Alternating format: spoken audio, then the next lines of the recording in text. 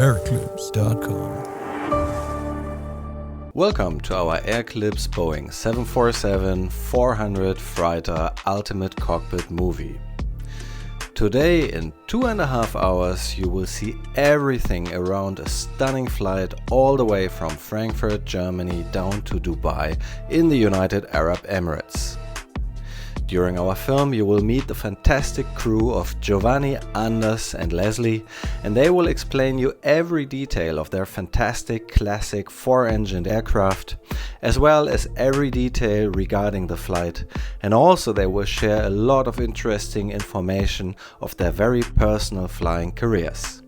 But first of all, let's go to Frankfurt Airport, let's enjoy the taxi-in of our mighty aircraft, let's witness the cargo loading process, and also we'll have a few minutes left for senior executive interviews, and we will meet some managers behind this mission. They will explain to us what the roles of Air Atlanta Icelandic, Magma Aviation, Chapman Freeborn and DB Schenker are in this exciting airlift mission.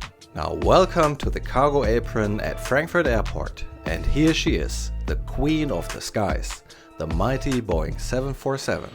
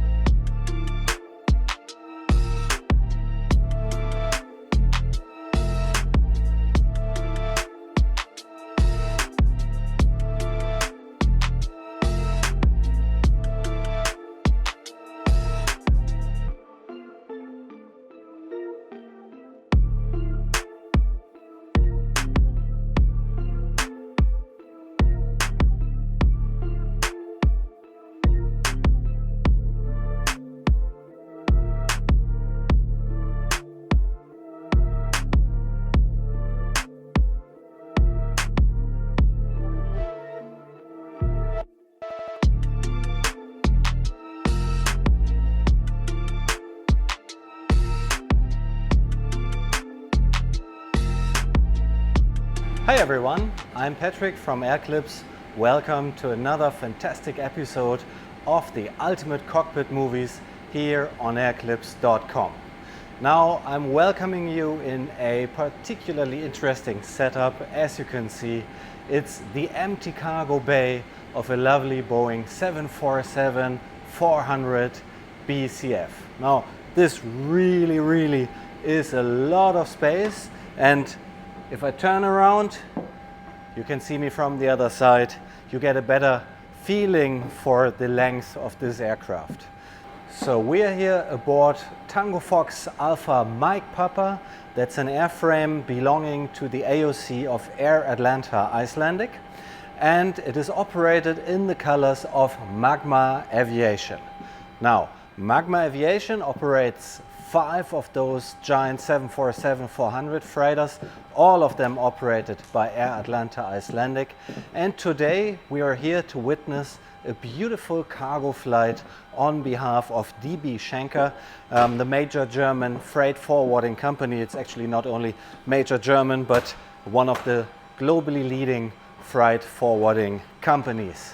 And this aircraft has been chartered by the broker specialist Chapman Freeborn, and this is why the fuselage of this aircraft shows the markings of Air Atlanta Icelandic, the operator and AOC holder, Magma Aviation, the virtual cargo airline, and of Chapman Freeborn. Now, today we are going to fly with Captain Giovanni and his crew all the way from Frankfurt, Germany, down to Dubai, where we're going to land at Al Maktoum International Airport, the new second airport of the city, which is still in its development until the further and final stage of its giant size, which is estimated for the mid-20s. Now, in a moment, we will see the cargo being unloaded here. You've already seen a few scenes of the incoming flight and the offloading of the cargo. This was from inbound flight from Rockford Airport, close to Chicago, some 7 hours over the pond. And right now we got a little bit of time. Close to the airport here are the offices of DB Schenker and Chapman Freeborn. And what I would like to try in the remaining time that we still do have is to go over there and to see a couple of senior executives, and maybe to have an initial short introduction of them, to get some additional information about the flight as such, about their operation and what's behind all this global operations, which is growing very strong now. We have November 2020 here. It's amidst the second COVID-19 wave rolling over Europe, and air traffic on the passenger side is pretty flat, while cargo business is booming like crazy. So let's get more information on that and look forward to a stunning flight today on this beautiful 747-400 BCF. Here I am at the headquarters of Chapman Freeborn, which is in the Main Airport Center right next to the airport. It's so freaking cold these days in Frankfurt already that I took the chance and changed a little bit in my car, put on a sweater just to cope with the temperatures here. Come on, join me. Here we are inside the world headquarters of Chapman Freeborn, and I'm very glad to have the chance to meet these two gentlemen here, Russi and Stefan. Guys, please be so kind, and since the aircraft is waiting on the apron for us right now, give us a little information about who is Magma, what is Magma doing, what is the role of Chapman Freeborn, and what about the customer side, what is all this cargo on board? Russi, if I may ask you first, you're involved in both companies, Chapman and Magma, in some way, is that right? Right, yeah. Magma Aviation is a daughter company of the Chapman Freeborn Group, so it belongs to our group. We've been majority owners of the company since 2016. And Magma is basically a management company that leases airplanes, exclusively leases airplanes, and then manages the airplanes and sells the capacity to customers around the world.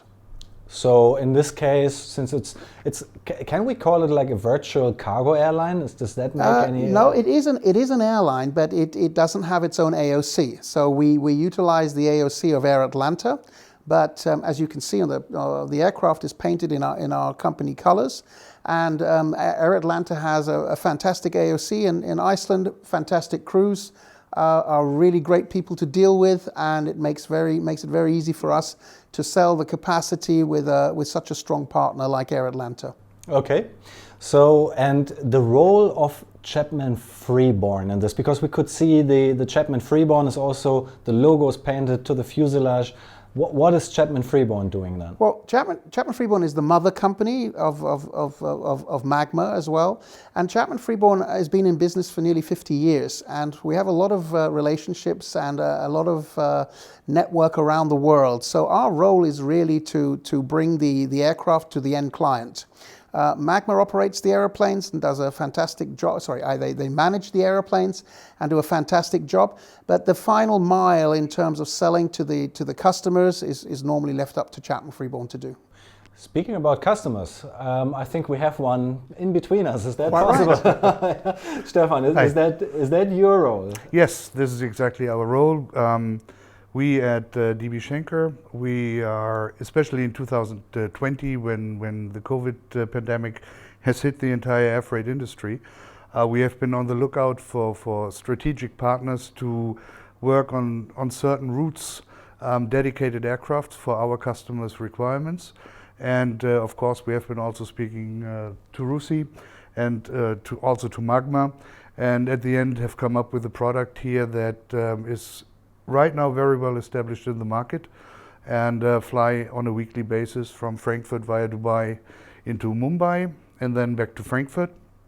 And yeah, it's our requirements and what Magma, respectively Chapman Freeborn, could offer have matched, and so therefore as DB Schenker we have come amongst others to a contract situation where we are flying on a weekly basis. All right, so let me sum it up.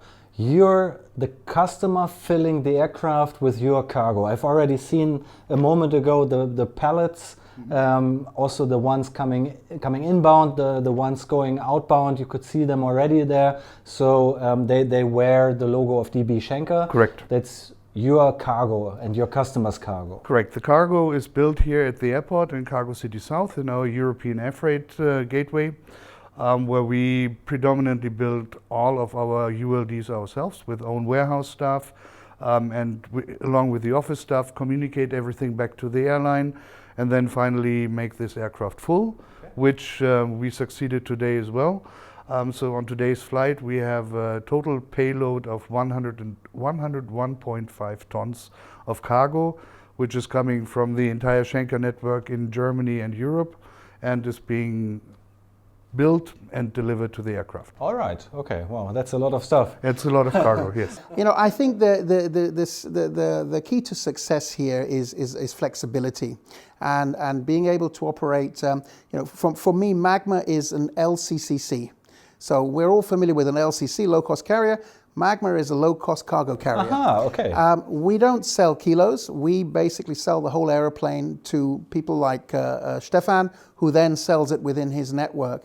And the idea is to come up with very flexible solutions. You know, with a strong partner like Schenker, they are able then to suddenly put freight into Dubai, out of Dubai into India, and then of course the full flight with medicines and pharmaceuticals out of India back into Europe and continue on to the US. Mm-hmm. All right. Okay. Well, that's very, very interesting, guys. I really wish that I could ask you a lot more questions here, but I guess, I mean, it's your aircraft. I guess I need to rush back to the apron rather quickly now, and then there's some more work to do. I need to finish placing the cameras, and then I also want to film the outbound cargo being delivered to the aircraft. And then hopefully we have a super exciting flight to Dubai where I can finally get rid again of my sweater and prepare for some better weather than we have here in Frankfurt right now. And please don't forget to give your thumbs up and leave a couple of nice comments for these gentlemen. Thank you so much for this. Looking forward to see your operation here. Well, wish you a good flight to Dubai. Yes. Yes. Happy landing and enjoy Happy the landing, sun. yes. And enjoy the sun. Thank you very much. I will try to. Thanks a lot, guys. Let's head off to the airport.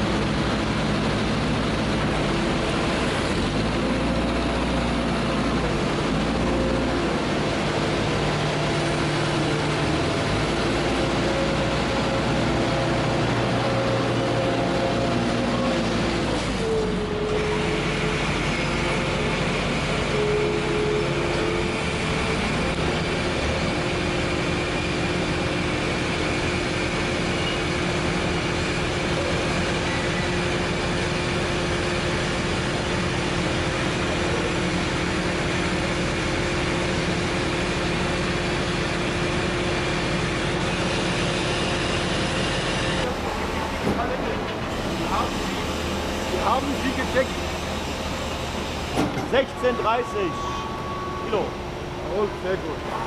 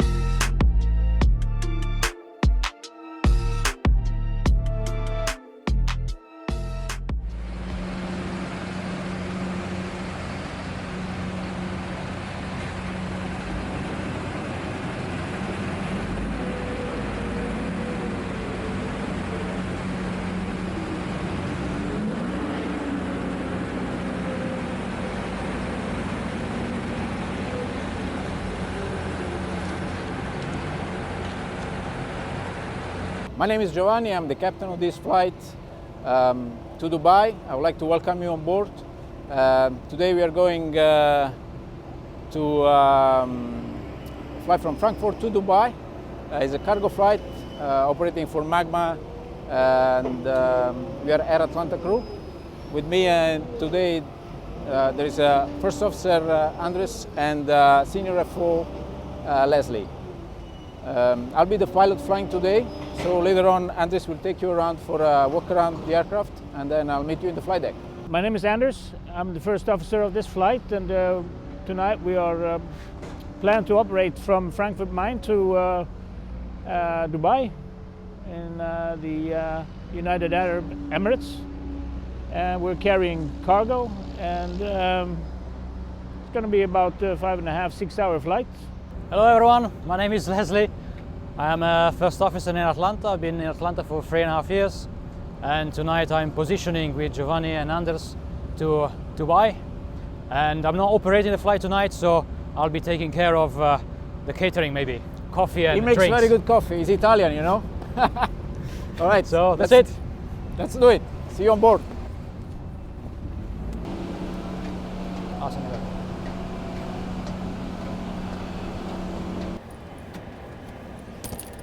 All right, now we start with the initial cockpit preparation, which is read and do, silent read and do from the checklist basically. So we'll check basically the battery switch, the standby power, it's all up here. The hydraulic pump selectors, the alternate flap, landing gear lever,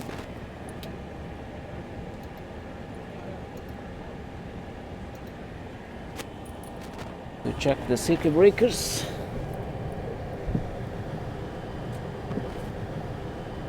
maintenance panel.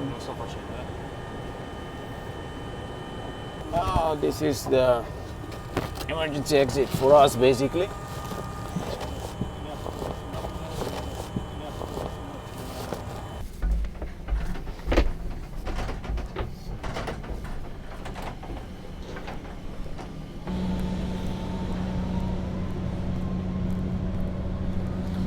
Okay, so generally we always start here. We have always had technician, usually, you know, we're doing another type of check, and then we are doing a final check to get a good overview of the status of the aircraft. And I'm generally just checking the nose gear strut here, and the tires and the wheels, of course. Valve cap is in there. Condition of the tires, general condition, you know. And then we have a light up here in the nose wheel well, and we also check all the connecting rods and cables and hoses. And I also check these doors. And the same thing on this side, of course.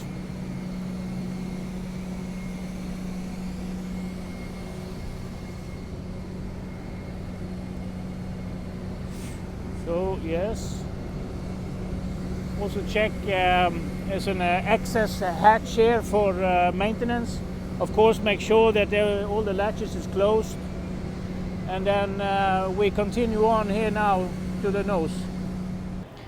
We have to check the documents. That involves the op specs, the airworthiness certificate, insurance certificate, and so on. Expiration date. So now I'm initializing basically the flight management system, and then I will initialize the hackers. I request the route through a data link to the aircraft automatically from the dispatch. There is something unusual going on, and we have some maintenance work going on. This is normal. So I'm waiting for the tech log and the mechanic to have an update about it.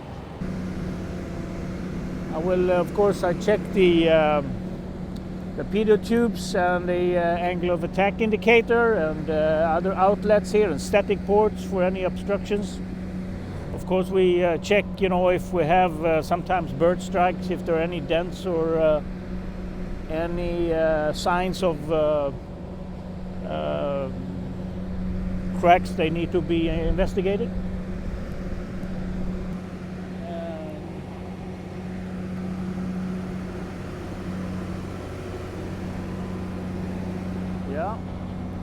Yeah, so far this looks pretty clean. I'm going to walk back here now and do a general fuselage check and then go out on the wing.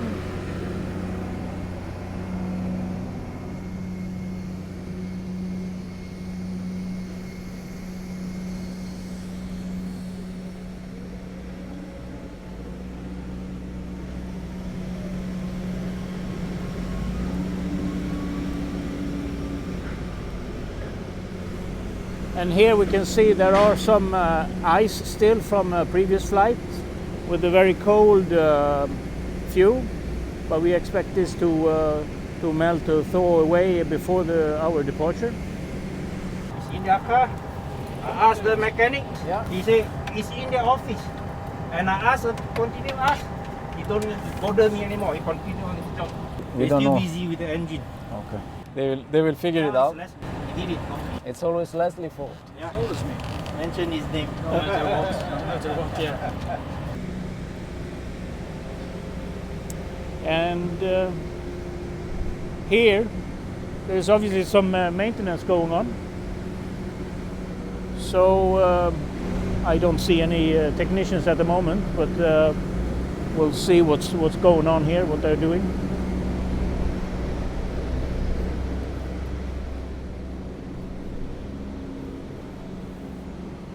Yeah.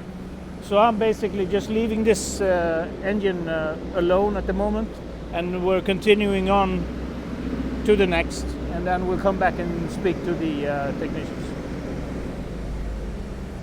And before all flights, you need to check. You see this red tape up here. It's for alignment of the engine and so forth, and that is a good indication if there are any discrepancies. So evidently they are doing some maintenance on this engine as well. So we'll just continue with the walk around and again come back to find out more. Okay?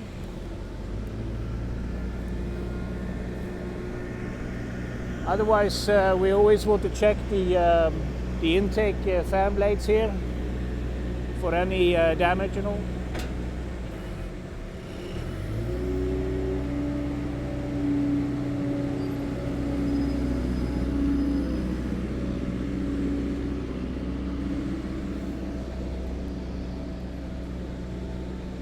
We always check for any leaks or of oil or hydraulic fluid, and if there is any excessive such, we have to report it.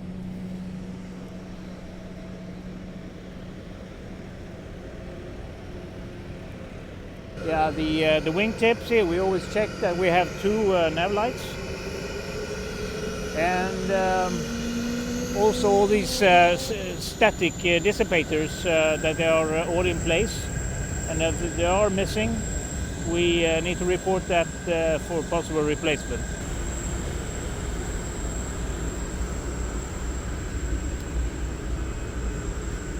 It's the same here for these covers for flap hinges, that they appear to be intact in position and not leaking anything else.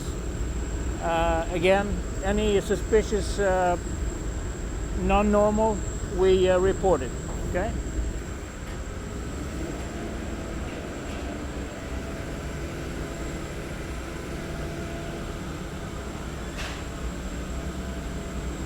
And then we're coming here to the main landing gear. This is the wing gear, and it's essentially the same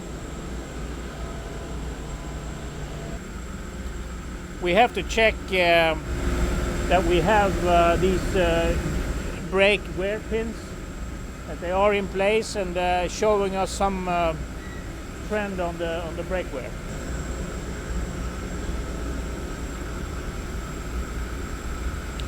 So again, it's the same on the body gear. You have to do a complete walk around here.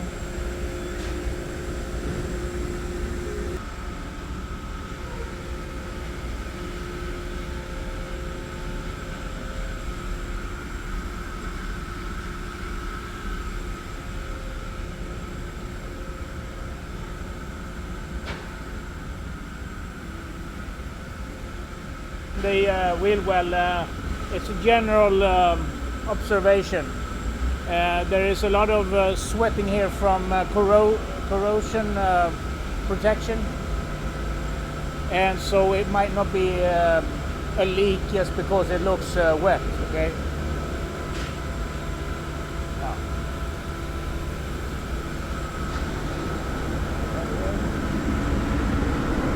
Okay. We have to look sometimes these seals here of the flaps against the body, that they are intact. Okay.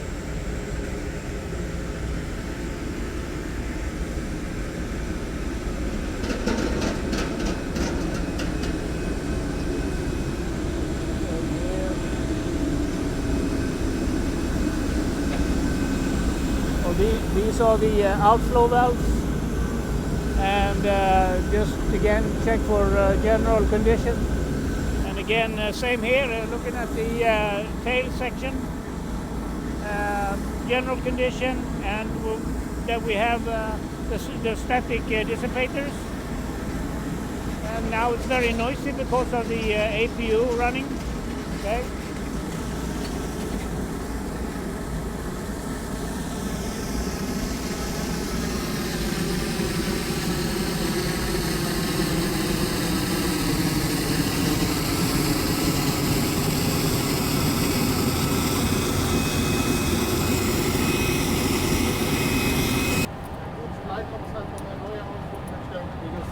This is NATO. Thank you. Consolidation.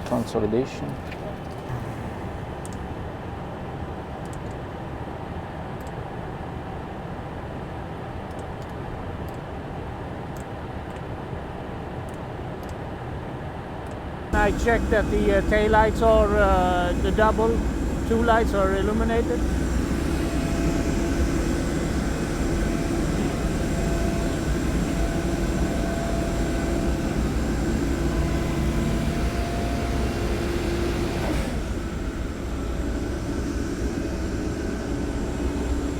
And again, general condition here, we have some static port here as well, and I'm going now to the left side of the gear.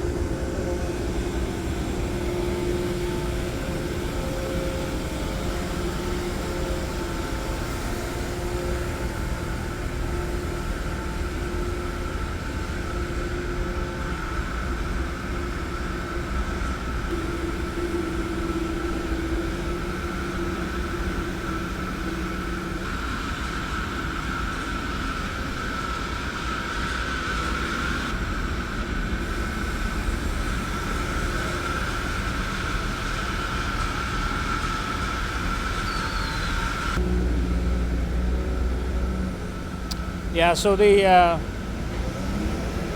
wheel nuts are, it can be very important, you know, for balancing and so on. So it's a good thing to take a good look at them.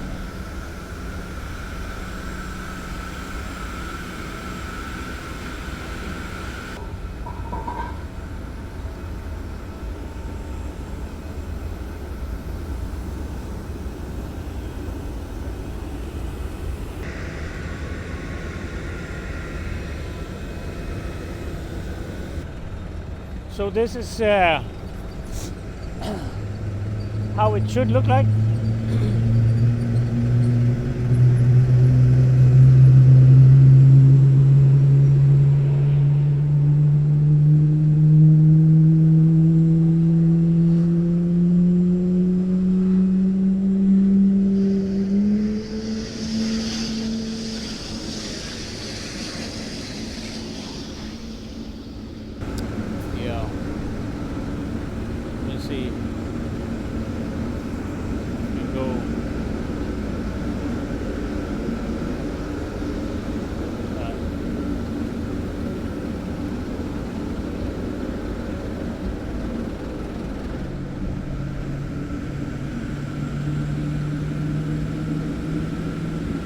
And again, always look all air intakes, other intakes, for obstructions.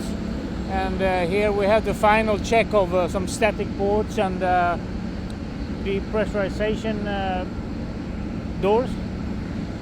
This pretty much concludes the pre-flight.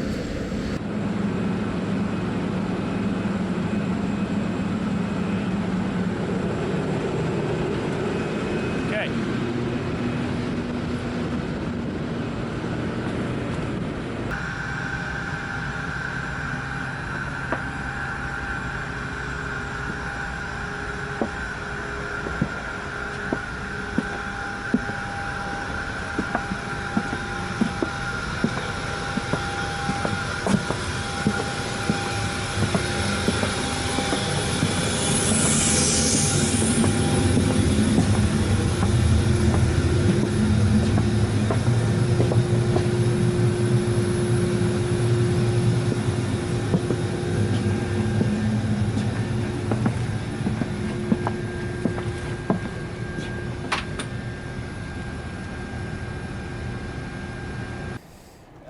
I did the performance for climb, and it's required the climb gradient on this departure, as you said, wisely pointed out, 9.3, and we're gonna make 8.6. So we will tell them we're unable 2,500. So we request the Cindy 1 Lima departure. Yeah. To tell the ATC on the delivery on the first contact. Can I call them already now, or? Yeah, you can ask them now. Yeah, we have time. Frankfurt delivery Atlanta 375. Atlanta 375, hello, good evening. Good evening. Yes, we are looking here requesting Cindy 1 Lima departure. Okay, no problem. Cleared Cindy 1 Lima 118. Okay, Cindy 1 Lima, runway 18, Atlanta 375. Very good. So runway 18, Cindy 1 Lima departure. Execute. Let's check it. So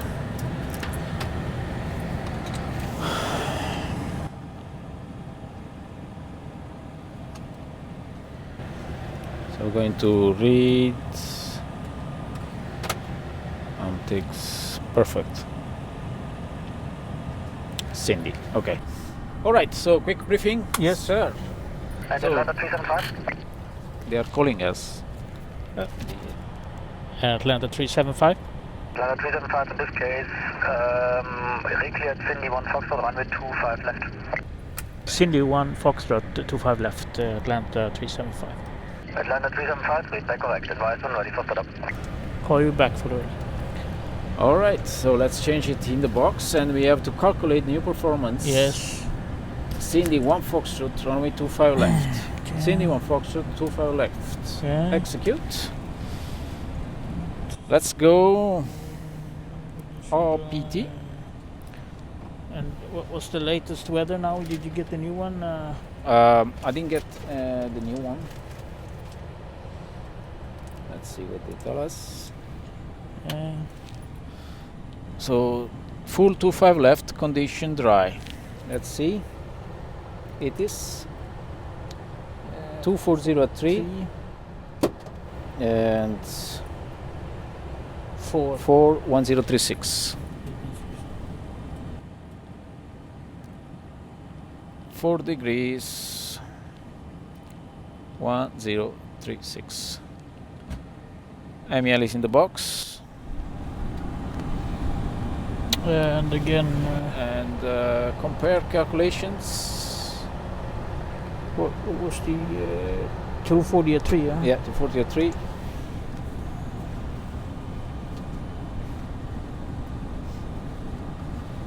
Okay, calculate. Okay, and you want to do the complete Compare calculation. Yeah. Connecting. Can you accept? Yes, Perfect. very good. Okay, so that is done. You ship it out again, or? Yeah, I'll send Okay. a new one. SID, Cindy 1 Fox, AirNav overlay. Cindy 1 Fox, initial climb is now 5,000. Check. So Quick briefing, as I said. Stand is 504, yeah, okay.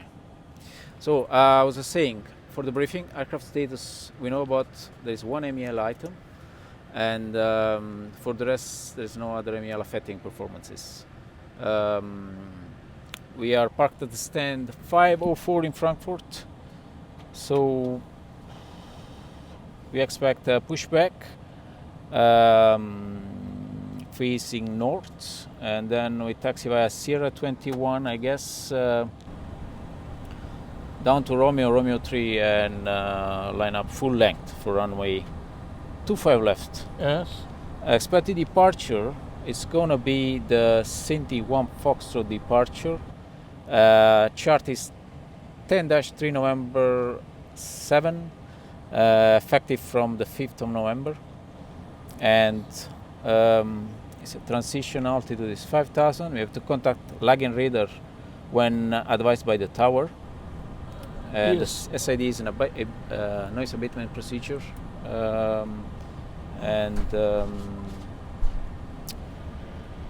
We have an initial climb clearance of 5,000 feet. Yes. Required climb gradient 5.2. We should be able to. We have now about 8.6. We have, after takeoff, 800 feet. We turn Delta Foxtrot. Yes. 134. Pardon me, Delta Foxtrot 135. Delta Foxtrot 142. Yes. Delta Foxtrot 143. Yes. And Delta Foxtrot 210. There is actually a speed limit. Sorry, Delta Foxtrot 137. We have a 210 speed limit, which is not there. So what I'll do, I'll set the speed limit is 210. So it's Delta Foxtrot 137. I will put a sensible altitude in there, so it's 2,000 or above. We're going to be definitely above that. And then Delta Foxtrot 159, 2,500 or above, Amtix Cindy. MSAs based on Foxtrot Mike VOR on our sector is 3,500. So no other major obstacles. Weather-wise, weather looks okay now. It's not even raining. It's going to be anyway right around on my side to rain on your side for takeoff. Operational, it's going to be as performance calculated. Flaps 10, D-rated takeoff 2, and that's it. Engine out procedure is there is no any engine out procedure, so it's just standard. No emergency turn, we continue straight ahead. Acceleration is 1,600, and we bear in mind 5,000 is above MSA. That's for the normal briefing. For the emergency briefing, on the takeoff, before 80 knots we stop for any major malfunction and any malfunction. After 80 knots we stop only for any fire, engine failure, predicting wind shear, takeoff configuration, any indication the aircraft is unsafe to fly. If I call stop, I will disengage the auto throttle, retard thrust lever, extend speed brakes, open reverse, apply symmetrical reverse with your help, calling me for the center line, and you will call me 8060. Once we are come to a stop, I will set the parking brake on and go on the PA, cabin crew standby, cabin crew standby. Then we come back together, we assess the situation. If we reckon that memory items are required, I'll call for them. You will perform them without my confirmation on the ground. Yeah. Otherwise, we go through the QRH. After that, we come back together, we reassess. If we reckon that evacuation is required, I'll call for the checklist. We just do it, read and do from behind the QRH. Otherwise, we make sure that tires are okay. We are quite heavy, so but the temperature is cold. Anyway, if we reject close to V1, we may have quite hot brakes. We vacate the runway. We'll actually call ATC inform them, and if we see the brakes temperature going up, we'll call immediately for a fire brigade to approach the aircraft. We perform basically what the SOP says. I will not use, in that case, I will not use parking brake, and we stay on the taxiway. If you have any malfunction after V1, we continue takeoff. If it's an engine-related malfunction, we basically continue, no action below 400 except gear up, silence the warning, heading select, bank 15. We proceed straight ahead, acceleration 1600, trim the aircraft, engage with the pilot, and then we take it from there. If we decide to land, we have two options: overway landing or fuel dumping. If you are not in a rush, we ask it to see where we can go. We perform a fuel jettison and we come back for landing. Otherwise, runway is long enough. Actually did the performance for a landing in overweight with one engine out in Frankfurt, runway 25 left, it's okay. We will stay on the runway, just in case. Any other malfunction which is not affecting performance and navigation, I would fly out, stay on the SID, and take it from there, solve the problem. If we can take it with us, we do it. If we need to divert to come back, we do it. That's it, pretty much. Last thing, I will engage autopilot shortly after takeoff, since it's an earn-off departure, noise sensitive. You know, the autopilot will be quite precise, more than me, so I'll do that. That's all. If you have anything you want to add? No, and that was checked there, yeah. And what was I thinking about? The MSA, maybe you mentioned it. Yeah, it's 3,500 in our sector. Okay. And 5,000, we're going to be above that. Yeah. So we're going to go there with the engine failure to 5,000. So we are above everything. Yeah. So if you have nothing to add, we can read the before start checklist. Down to the line, please. Yeah, so it's pins and covers. Remote. Upper deck doors. It's automatic. Oxygen. Set. Flight instruments. Checked. Altimeters. Actually, last one QNH is 1036. Yes. So 1036 cross-check. Yes. And fuel quantity. So we report 775. We have 775 fuel balance checked. Park brake. Set. Fuel control switches. Cut off. Auto brakes. RTO. Passenger signs. On. Briefing. It's completed. Before start checklist down to the line complete. Thank you, sir. So let's insert some weights in the box. So 0 fuel weight. Yes, please go ahead. Reading 269.3. 269.3. 269.3. So let's go, Andres. Let's continue so this, please. 269.3. Correct. Yes. 775. We have 245.5. 345. 3. Yeah. 345. Trust rate. So we have. Yes. Derated takeoff 2. D-rate takeoff 2 confirmed. With an assumed temperature of 37.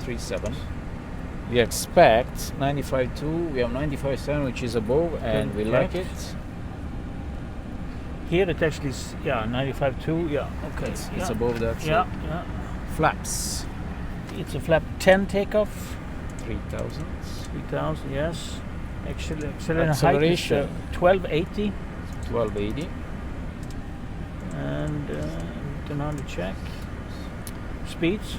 Yes, sir. It's reading V1146. 146. VR167. 167. V2176. 176. CG, please. CG reading 27. 27. We expect 3 more 5. We have 5.3. That's fine. Okay. So LNAV, BNAV. Check. 76. ATC, and this is done. All right, gentlemen, I think we're good to go. We can close the door anytime. So,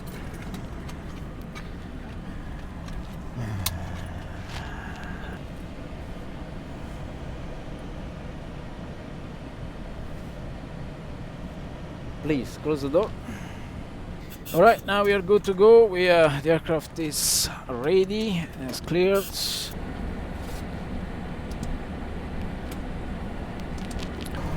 Yeah, do you know a code? It's 41, I think. I'll continue this. Yeah. 16. Let's see, 45. Now I'm informing the company. Okay, right.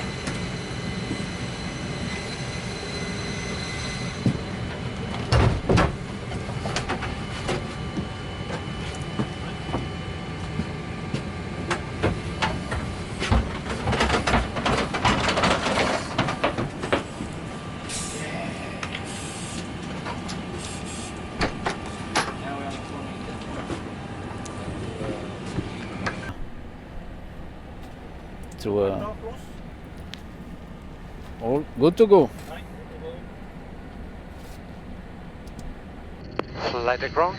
Yes, sir. So, walk around is completed, all those hatches closed, parking area clear, tow bar connected, pin insert.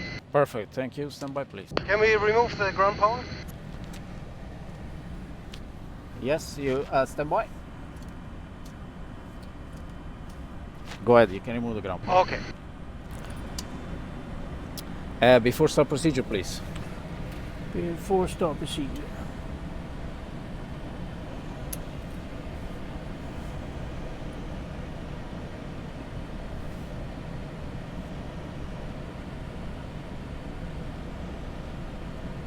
Okay.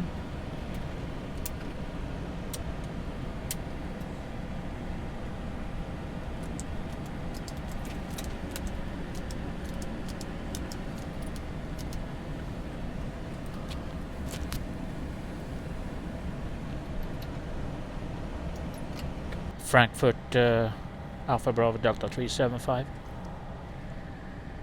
Alpha Bravo Delta 375, go ahead.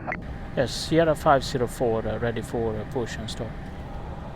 Alpha Bravo Delta 375, then start up approach for ATC, negative pushback, hold your position for that contact. Apron 121.855, goodbye. 121.855. Okay, 121.855, Atlanta 375. Okay. Apron Atlanta 375. Car 375, hello. Hello, Sierra 504, ready for push and start. Good evening, pushback approved. Pushback approved, Atlanta 375. Ground flight deck. Ground flight deck. Yeah, go ahead. Yes, sir, we are careful pushback. Confirm I can release parking brake. Yes, sir. Parking brake release. And you can commence push, thank you. Okay, your beacon is still off. And yes, thank you. Okay, and stand by for engine start. Standing by. Mobile devices, Off. CDU pre-flight, Complete and check. demand pump 4, Aux. demand pump 1, 2 and 3, Auto. packs, 2 and 3 are off. trim, 5.300. beacon, Boat. transponder, And Alton. after before start check is complete below the line. Thank you, sir.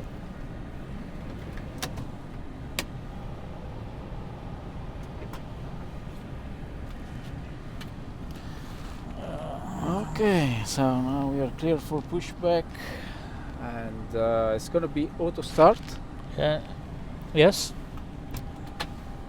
Just waiting for the clearance from the ground.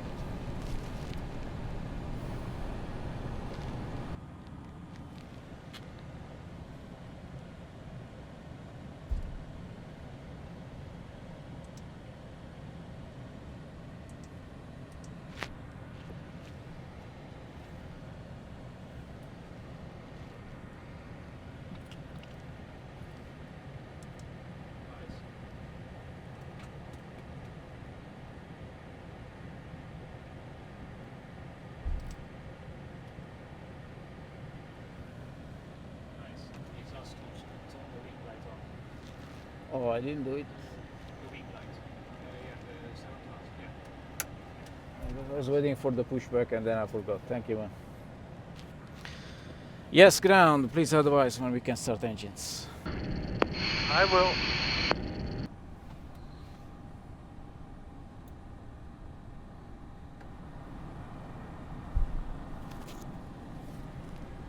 Flight deck engines clear. All right, starting 4, 3, 2, and 1 in sequence. 4, 3, 2, 1. Auto start, please start engine 4. Starting 4.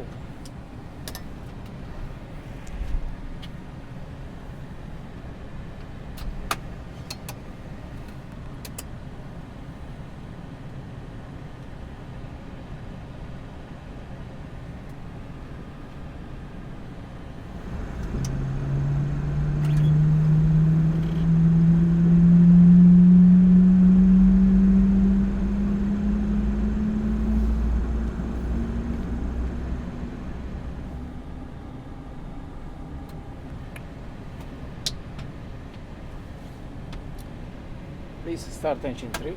Starting 3.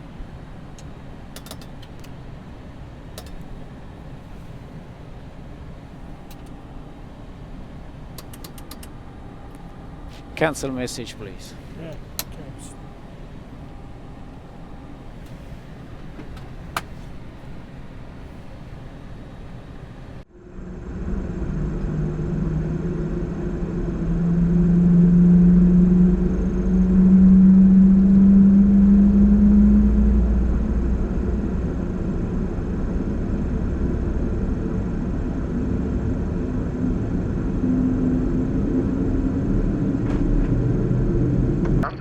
Flight deck ground, pushback is complete, please set your brake.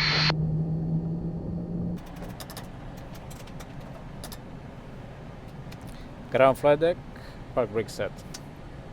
Again, please. Park brake is set. Thank you.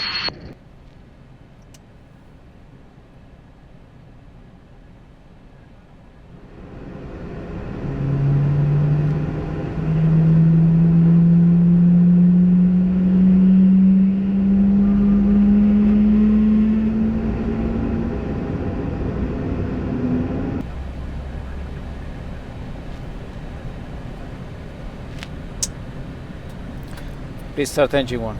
Starting 1. Oi.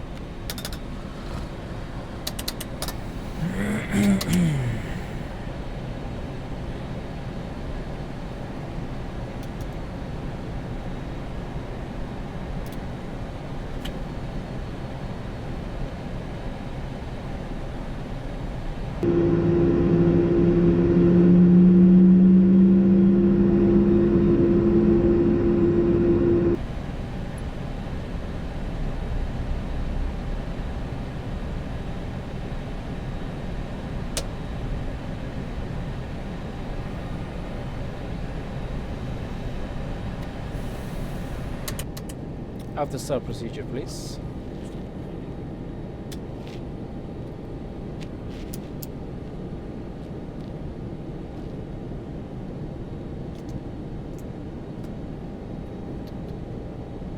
Check. Ground flight deck. Go ahead. Yeah, we are good start. You can disconnect the signal on the left. Thank you for your help. Have a good evening. Ciao. All right, you have a safe flight. See you next time. Bye-bye. Bye-bye.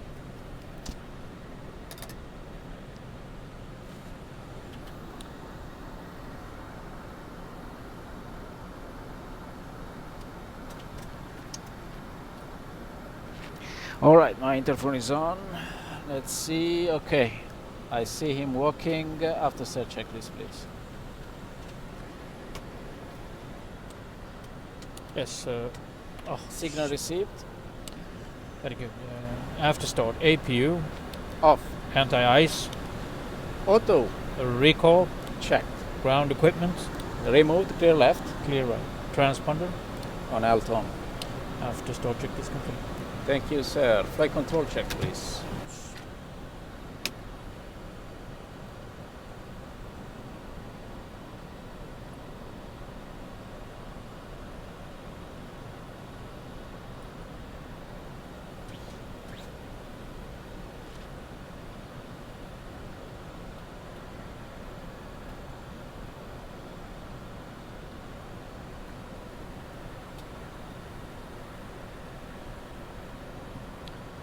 Follow me on the radar, please.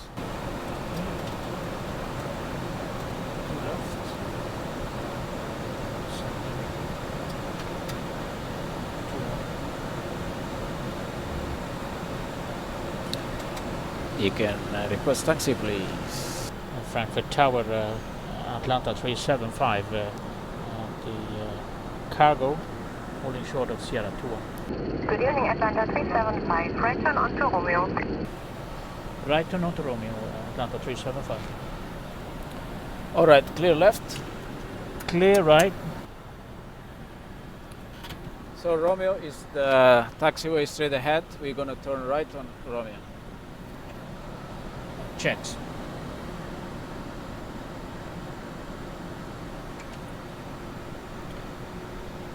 Okay, we finally made it.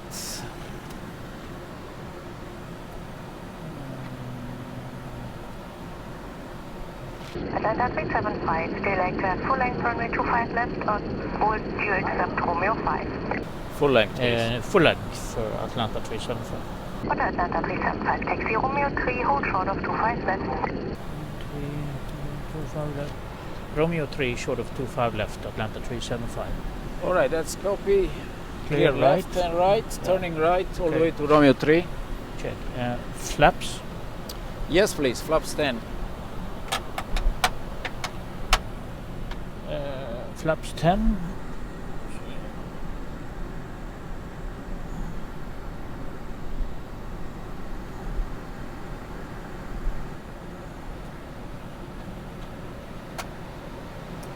Yeah, you can feel the aircraft is quite heavy, huh?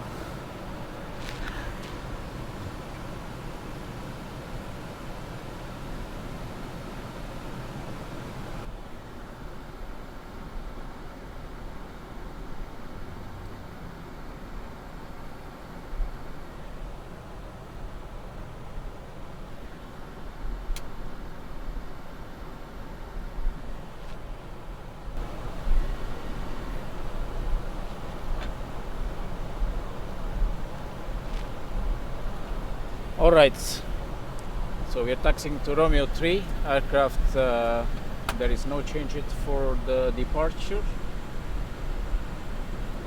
And before takeoff, checklist, please. Down to the line. Before takeoff, flaps. 10, 10, 10, cross-checked. Flight controls. Checked. Takeoff briefing. Reviewed. Cabin. Secured. Okay. Before takeoff, checklist complete down to the line. Thank you, sir. So next coming up is what? Romeo 7, if I'm not wrong. Yeah. Yeah, the checks. Yeah. Oh, look, a rabbit crossing. See that? Yeah. Yeah, yeah. Is it off? Yeah, it's cleared. Yeah.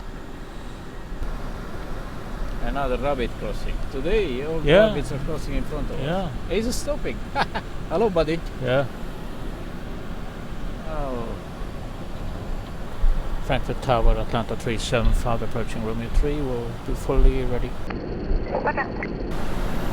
Turning left onto Romeo 3. Check. Yep. Check.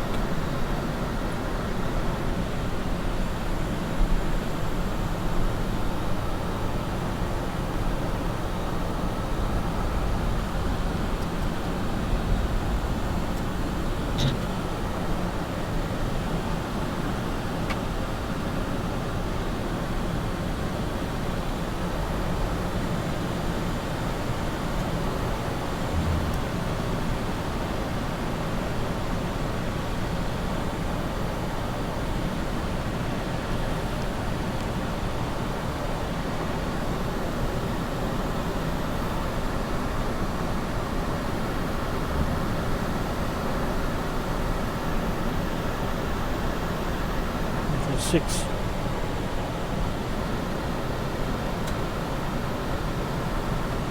Atlanta 375, line up runway 25 left, be ready for quick departure as soon as the runway gets clear. Clear to line up 25 left and hold Atlanta 375. Checklist below the line. Be ready for quick departure as soon as the runway gets clear. Inbound now at 5 miles final. Copy. Copy that, Atlanta 375. Checklist below the line, please. Crew, take your seats now.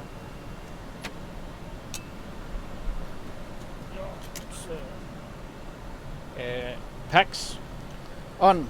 Transponder. TRA. Before takeoff, check is complete below the line. Thank you, sir.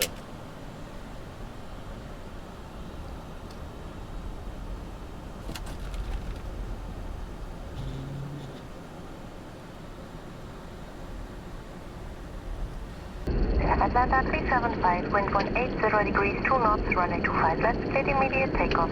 Immediate takeoff, 25 left, Atlanta 375. Set thrust, please.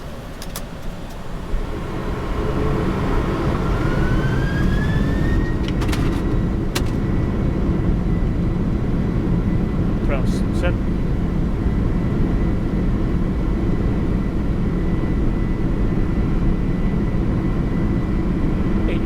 Check.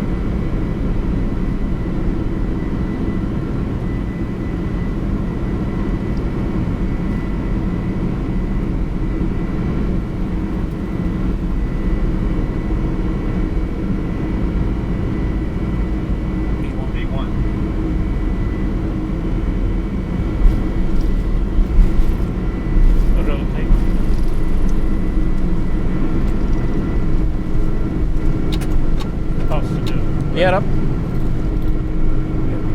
You're coming up.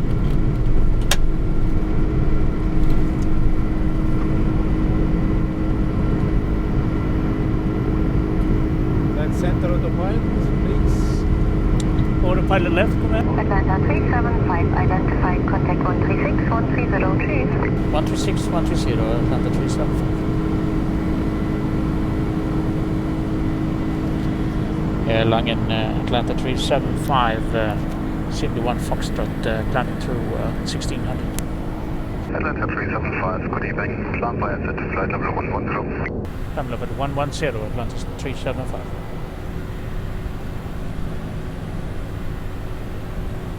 Fly level 11. Fly level 110 set. Check. Check. Yeah, I couldn't hear you there.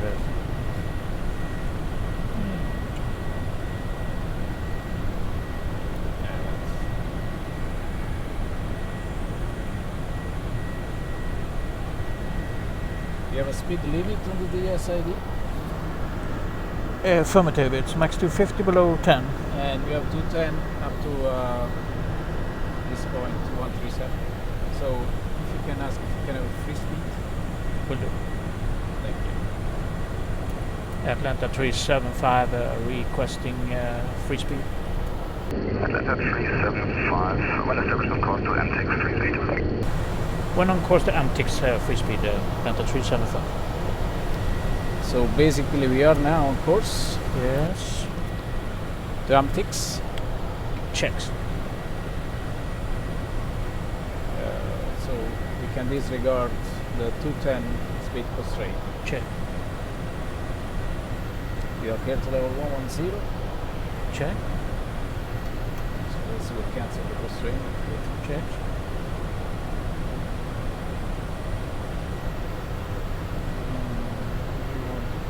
Thank you, sir.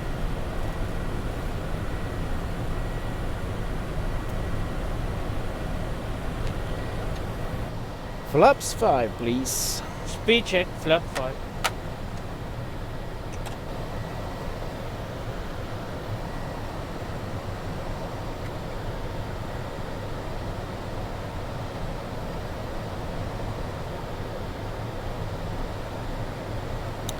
Flaps 1. Flaps 1. Speed check.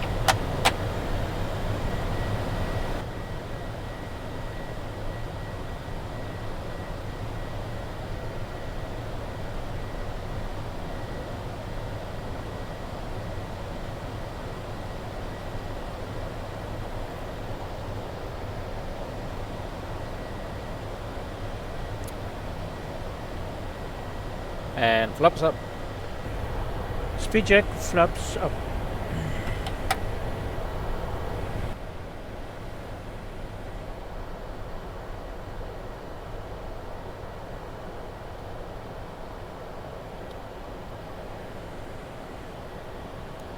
Okay, transition is it. Set standard. Check. Standard set.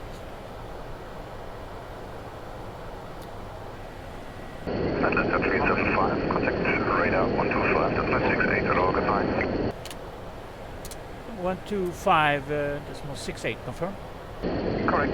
He asked the takeoff checklist. Yes, please. Landing is up and off, flaps are up after takeoff checklist. Thank you. Radar Atlanta 375, 63 for level 117. Hello, good evening, Atlanta 375, identified, proceed direct number, climb flight level 240. Direct number, climb level 240, Atlanta 375. Flight level 240 is set, number on top, please. Confirm. That's confirmed, execute.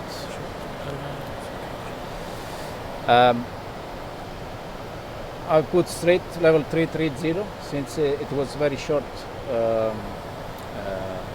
time at 2980, plus we are 4 tons lighter, so if they give us 33 it's fine. Yep.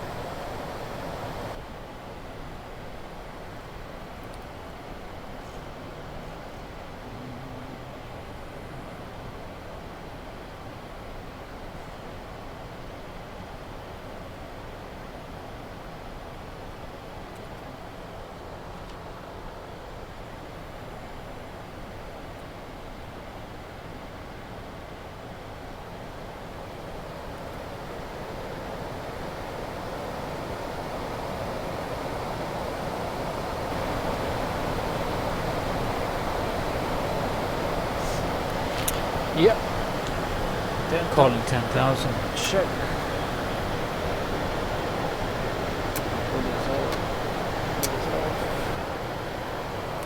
Let's check pressurization, looks good. Temperature, it's fine.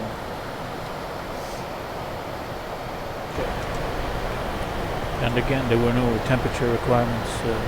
No, there was no temperature requirement for the cargo today. Yeah. Seatbelts auto, check.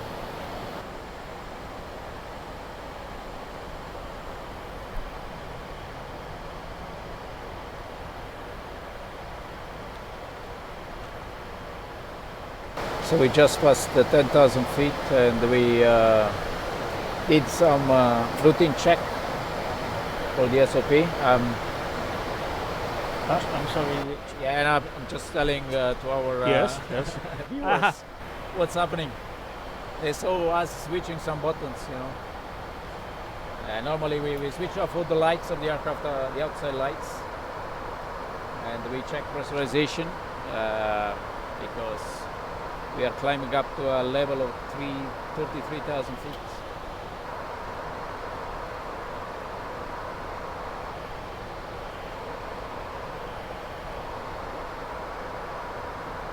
Atlanta 375, proceed direct, Mike India, Quebec. Mike India, Direct Mike India, Quebec, Atlanta 375. Check. Confirm. So Mike India, Quebec is on top, confirm. Confirm. Execute.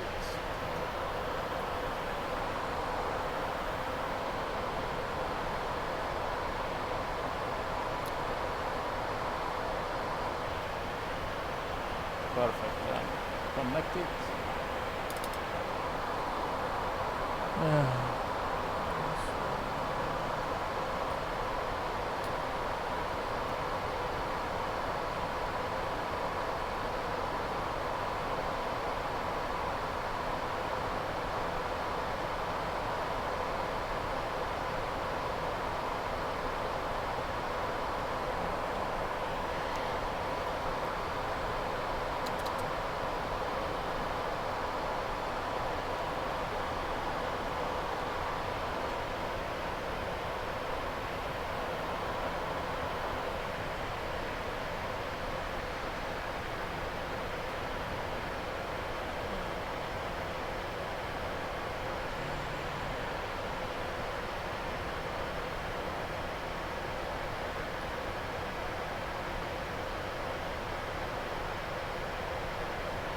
Atlanta 375, contact line radar 134.085, bye-bye.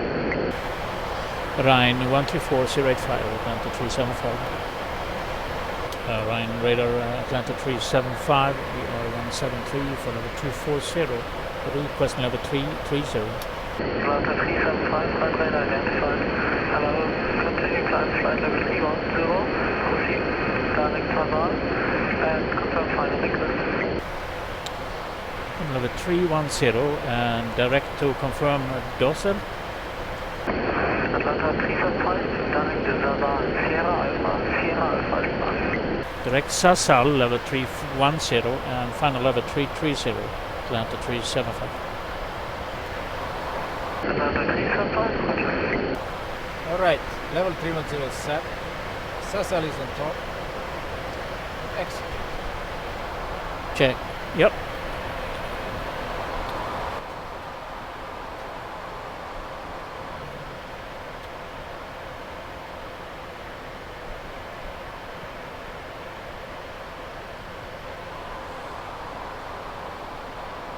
Now that the two gentlemen up front are busy continuing the flight, I just thought it would be nice to have a short chat with Leslie here, because obviously, you know, let's use the short flight time to get as much information about flying and this particular aircraft as we can. How often do you get to fly? I mean, I think cargo operations in COVID times. It's pretty busy at the moment. Yeah. So I've been flying. Almost normal, I would say. Yeah, around. I think around 200 days this year. So. Wow. Okay. When you're proceeding here, I mean, obviously the passenger cabin on the upper deck here is like super spacious. This is much bigger than the freighter, though. The pure freighter is much smaller. Yeah, the original built freighter. Yeah, this one is converted. It was a passenger aircraft before, for sure, an experienced aircraft. How long are you flying the 747 yourself? About 3.5 years. Okay, and which types did you fly before? This was my first airline, so I just joined as a second officer, yeah, and then straight into the Queen, yeah. How was that, starting your flying career with the 747? That was amazing. It was great. I think it was a dream to come true, but yeah. Super nice. So you're a second officer? I joined as second officer, yeah. Okay, but now you're first officer. Can you explain a little bit maybe what is the difference in second officers, first officers? The second officer is also called sometimes a cruise pilot, or basically is used in augmented flights, so in long flight when you need more than the 2 crew members.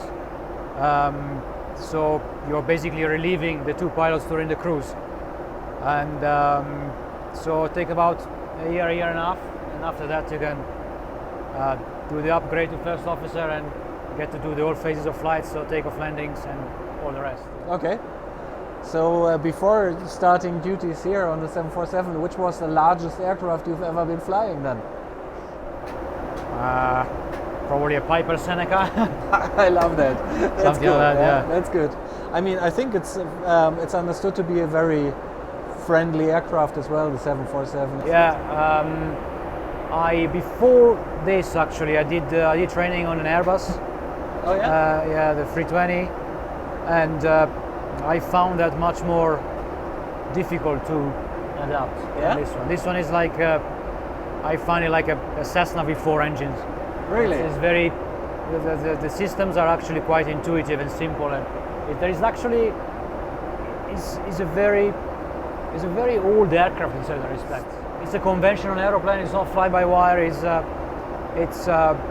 just a larger version of what I was flying before. Of course, it comes with challenges, but the systems and all that is actually, I found it more intuitive and more friendly. Yeah, I was a flight instructor, and I was doing charter flights. So yeah. Okay. So, and that was on a Piper Seneca, you say, or? I was flying the Duchess. I was flying, yes. Oh, nice. And which country was that? In the UK. I like to travel, so I guess you get a little bit of that. It's a dream come true. It's a freedom. It's very flexible right now, so I can decide when to work. I can decide when to be home, if I want to be home. I don't really want to be home much lately, so I just fly, work a lot. It's just the whole experience. The environment is great. You meet some great people in the industry. Most of my colleagues are very nice to be with, and we always have a good laugh whenever we fly, and there is never a day which is the same. I never had a day in which I was bored or anything like that. Yeah. I love it. I wouldn't switch it for anything, to be honest. Do you have a favorite destination? I really like Hong Kong. Oh yeah? Yeah. Well, not right now, but it used to be very nice. Your colleagues told me that right now in the right now it's horrible, but you may not leave the hotel room, right? Yeah, it's quite crazy, but in normal times, I really like. It's nice, huh? Hong Kong, Singapore, this kind of stuff. Okay. But now and earlier you passenger flights, of course, Indonesia and all that. Okay, now that I've asked you what is the most pleasant part of your job, what is the biggest trade-off? I can't think of any. There's no, there's none, no? I think it depends on the person you are. To me, I can't see many trade-offs really. Of course, if you're a family man, if you're very family-oriented, I would say that, yeah, of course, you don't spend much time home. You work until social hours, so if you want to have some sort of, a normal social life, is probably not the easiest thing to do. But for me, it's great. I'm a bit of a weirdo, I guess, but I really like it. Obviously now passenger flying, there's not that much in COVID times, but you had the experience before. I was mainly doing passengers before, yeah. It's a very rare situation that you actually have pilots that have both full cargo flying. Yeah, it's not. There's not many. There's not many operators who do that. No. So do you have a preference? Yeah. Which is what? Passenger flights. It's passenger flights, really? That comes as a surprise to me. I know, I do. Nice. I do prefer the passenger operations. There's a series of reasons for that. Tell me. I would say the social aspect of it. Layovers are much more fun with the cabin crew, and it's just better in my opinion. My idea is more what I wanted to do. It's just in my head is what I had in mind. So if I had to choose, I would definitely go passenger. When and why did you decide to become a pilot? May I ask, how old are you? I'm 36. 36. So when did you decide that you liked the idea of becoming a pilot? The idea, I always liked it. I was always interested in aviation since I was a kid, as I can remember. My father was interested in it, so I guess he transmitted his passion to me. So I always had this idea in the back of my head. Okay. And then once I finished high school, I just decided that that's what I wanted to do, and started to read a bit about it and started my journey into getting my license and all that. And were there any obstacles or setbacks in this? Many of them, yeah. Oh yeah? Yeah. Well, of course, the financial obstacle was the biggest one in a way. It's very expensive. Yeah. And so, in my case, I didn't have the money already. So, you need to start planning a bit and doing it bit by bit. But I really wanted it, so the motivation was very high. So it was never a chore to me. It was always something I was looking forward to. So in that respect, it was not too hard. But it took years, and of course, in those years, you sacrifice a bit of your social life, and things like this. Well, it was worth it, in my opinion. So I couldn't be happier right now. When I made it, it's very good. Super nice. I can't. Super nice. I definitely. Yeah, I can't think of any. Personally, I can't think of anything else I would do right now. The 747 was definitely on top of the list after that. Yeah. on whose list wouldn't it be on top? Yeah. I mean, we've done a big series of cockpit films recently on Saudia, and including the Saudia Cargo 747-8, and I believe that some of your aircraft are still flying 747-400s for Saudia Cargo as well. Yes, we are flying for Saudia Cargo. We're still doing that. that would be a nice continuation of the series, I guess. Now we have Air Atlanta here, we have Saudi Absolutely, there. yes. I think we need to talk for future films, huh? Yes. Yeah. Salam alaikum to our colleagues in Saudi. Yeah, absolutely. Yeah. Hi, Ibrahim and the entire company Absolutely, yes.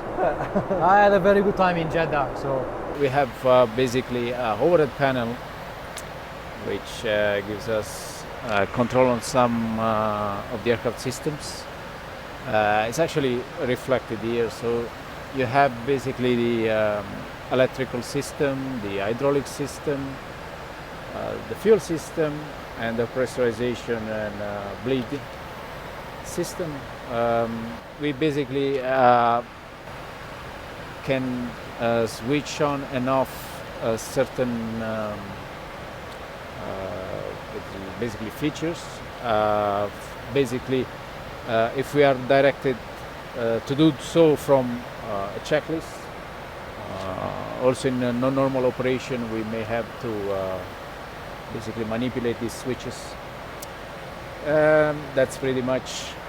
However, those systems can be also viewed on this display, which is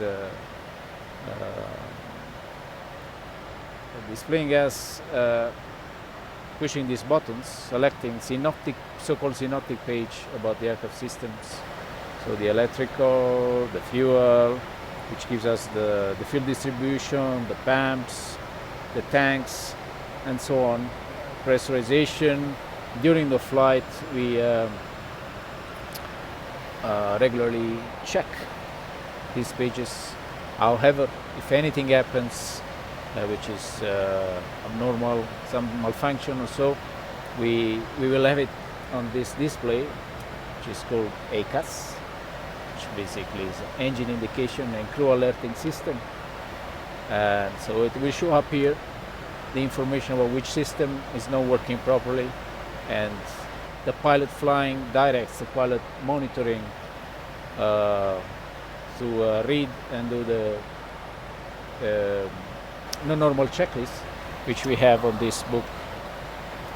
So this book here is reference handbook, and there is all the non-normal and emergency procedures are here, plus there's some performance information about the aircraft. Coming down, you have here the interface between us and the autopilot. So with this glare shade here, we basically give inputs information to the autopilot. We can give a speed, direction with heading, vertical speed, altitude, and so on. You can see here these three lights. These are the three autopilots we have, because the 747-400 has three autopilots, left, center, right. They work. We basically use one autopilot at a time, except in case of a low visibility approach for an automated landing. Basically, the aircraft is going to use, for redundance reasons, all three autopilots. So in case of a failure of one, you have backup other two autopilots, basically. But of course, to do an automated landing, we need to meet certain requirements.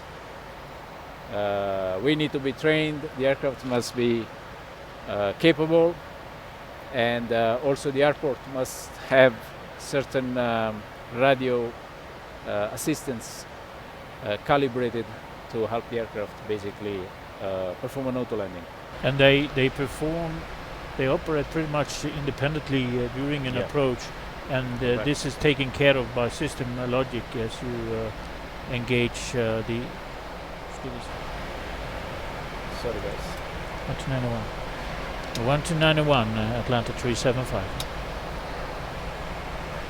129.1 is active. Is it Baghdad or the Kir? Yeah, I think it's Baghdad. Correct, Baghdad.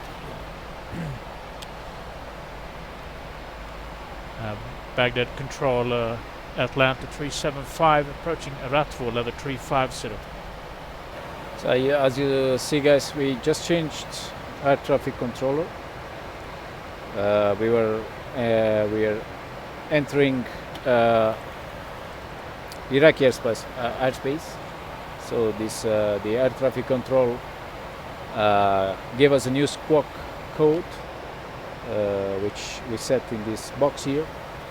So now he can see us in his radar, and he has information about our airspeed and our altitude.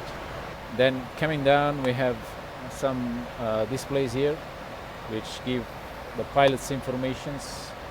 You can see these displays on my side, they're exactly the same on the FO side. And then we have the displays I mentioned before for the basically systems information.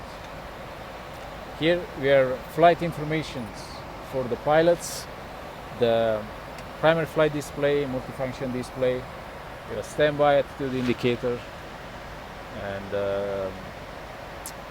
standby airspeed indicator, and another altimeter here. So basically, on the primary flight display, we have informations to basically to fly the aircraft.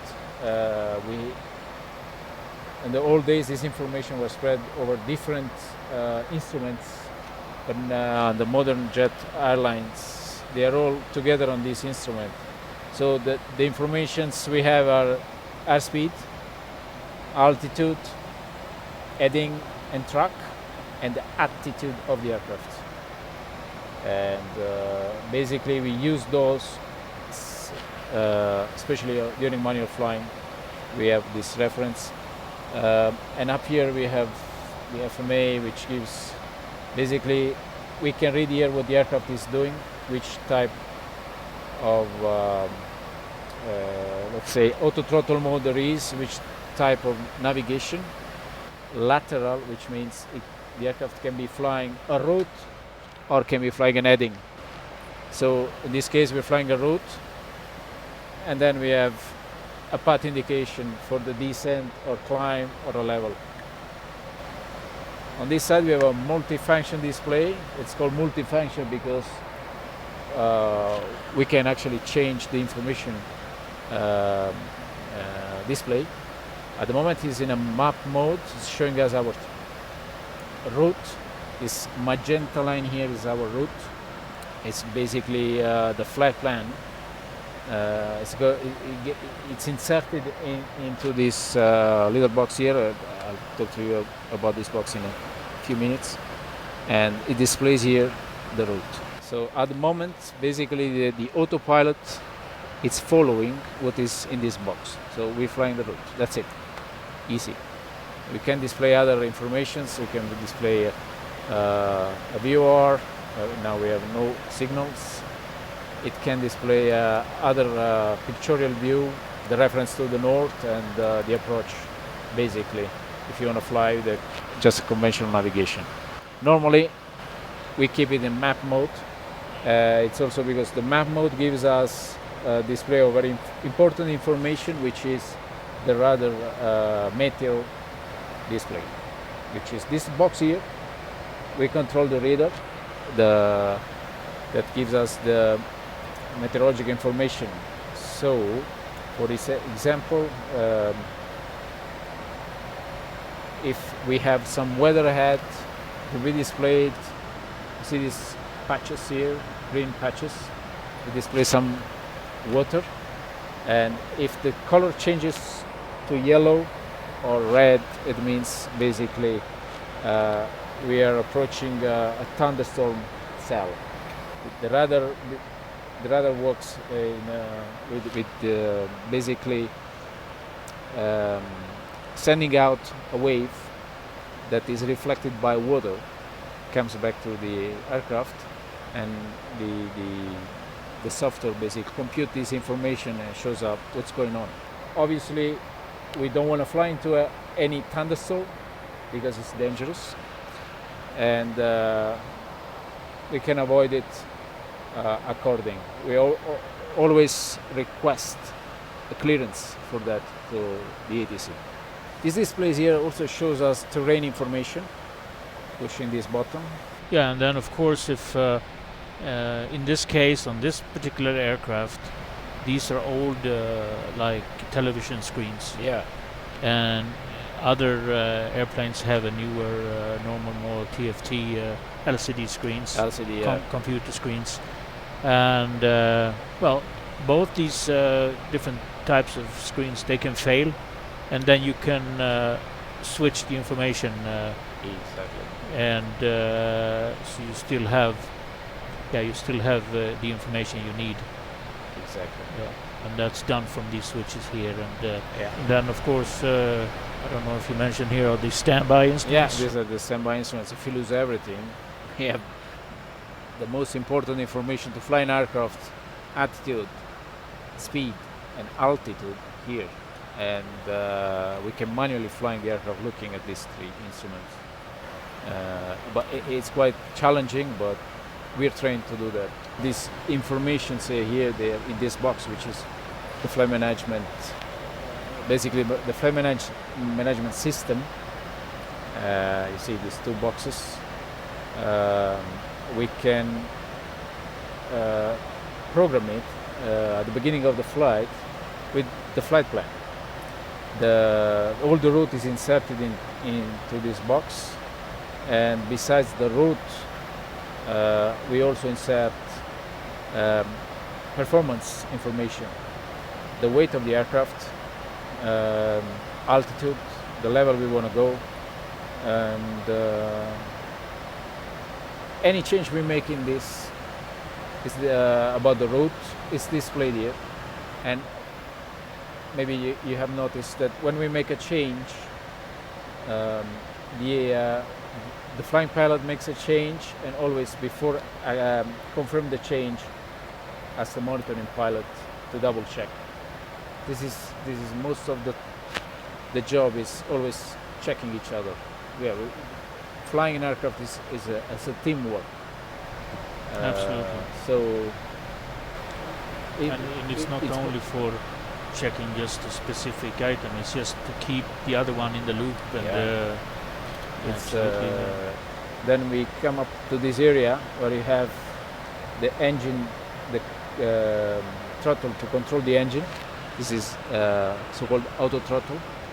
Basically, it can be used in manual mode or automated mode.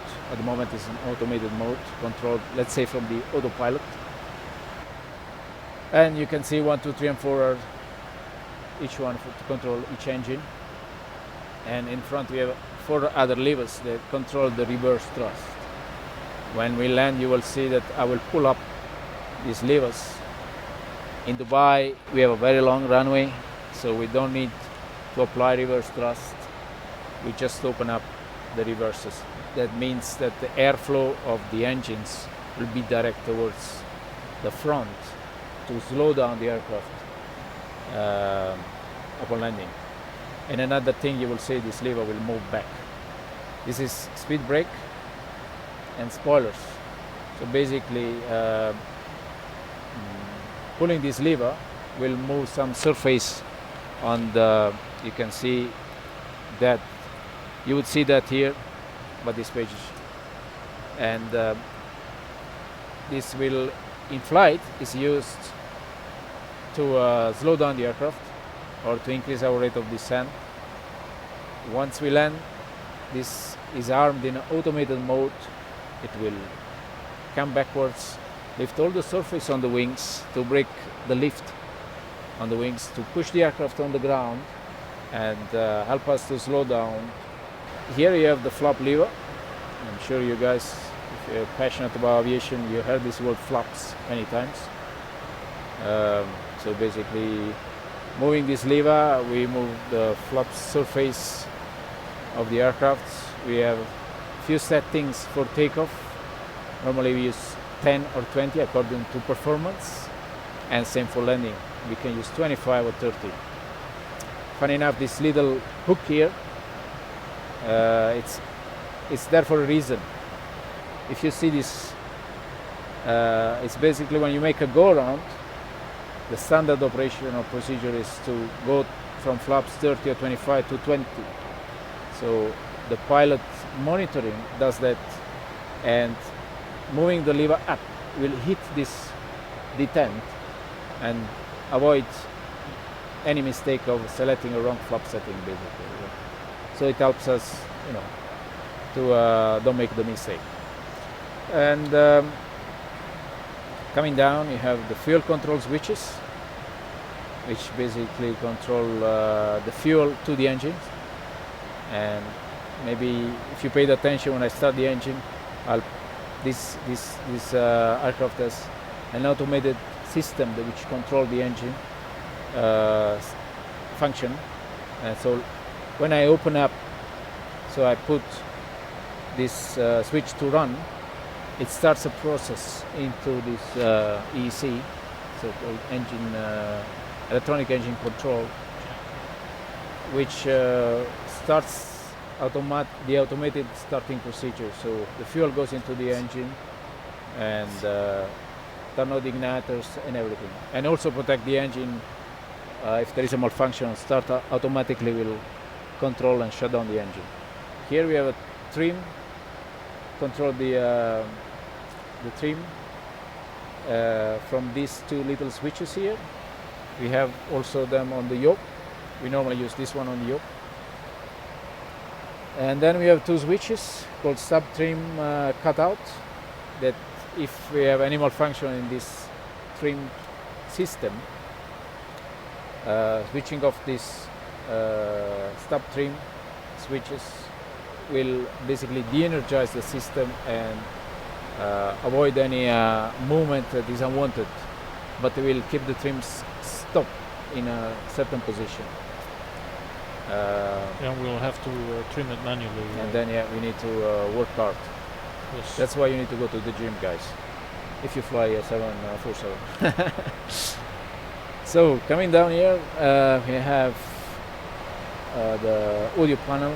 We set the frequencies. You've seen us playing here, changing frequency. This is the active, this is the standby. The VHF VHF frequency for talking to the ATC. That's correct. And here we have a backup radio, where normally is set on a 121.5, which is the emergency frequency.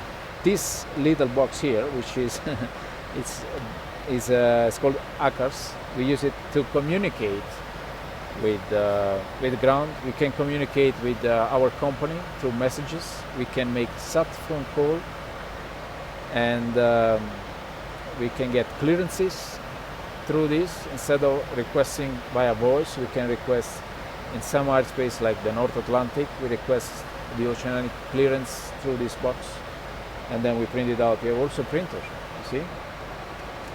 Coming down on this side, we have the control for the seat belts in the back, because we are a cargo aircraft but still have some passenger seats. I'm sure you have seen that. And the no smoking signal. This switch here is auto braking system. We basically can set the strength of the brakes according to the need. So before we make a landing, we calculate performances and we set up the auto brake system.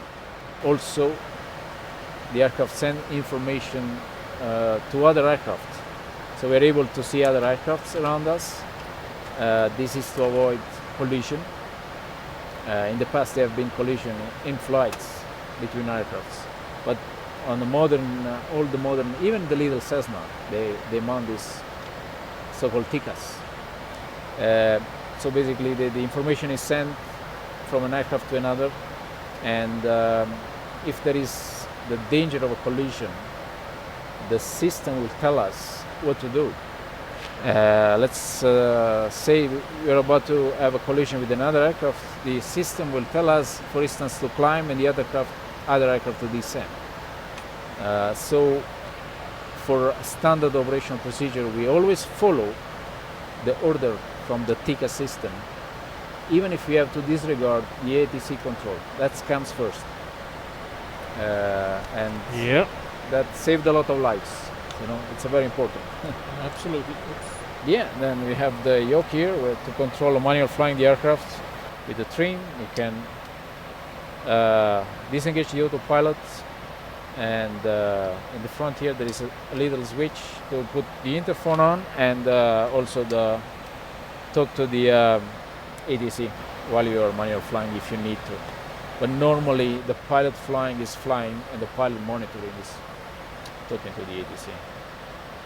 Down there you have the control, 2 pedals which control the rudder, and pushing with the tip of the feet you can control the brakes on the ground.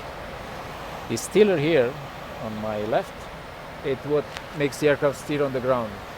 So when I taxi the aircraft on the ground, it's quite challenging. It's a big aircraft, and you have to keep in mind the dimensions. You know, down here on my left and on the right, down there for the FO, there is oxygen mask, which in case of depressurization, you know, in the back the passengers they get the mask doping.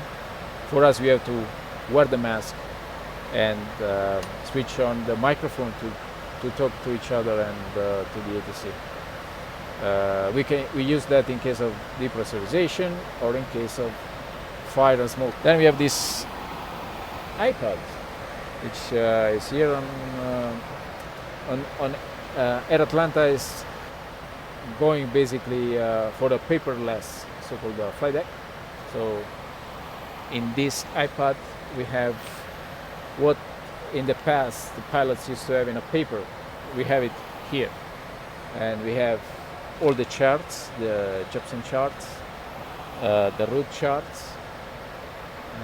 We have a software that helps us to calculate the performances for takeoff and landing, and we have all the manuals, so we can go through all the manuals, the minimum equipment list, and operation manual, flight comm, everything.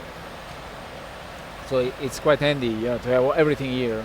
Instead, in the past, you had to go through these big, huge volumes and look for information. Now you have the search function, which helps a lot. Yeah, and we have the flight log. We used to have the paper one, and now the pilot monitoring is in charge to fill the flight log and the control, do the fuel checks and so on, using the iPod. It's very nice.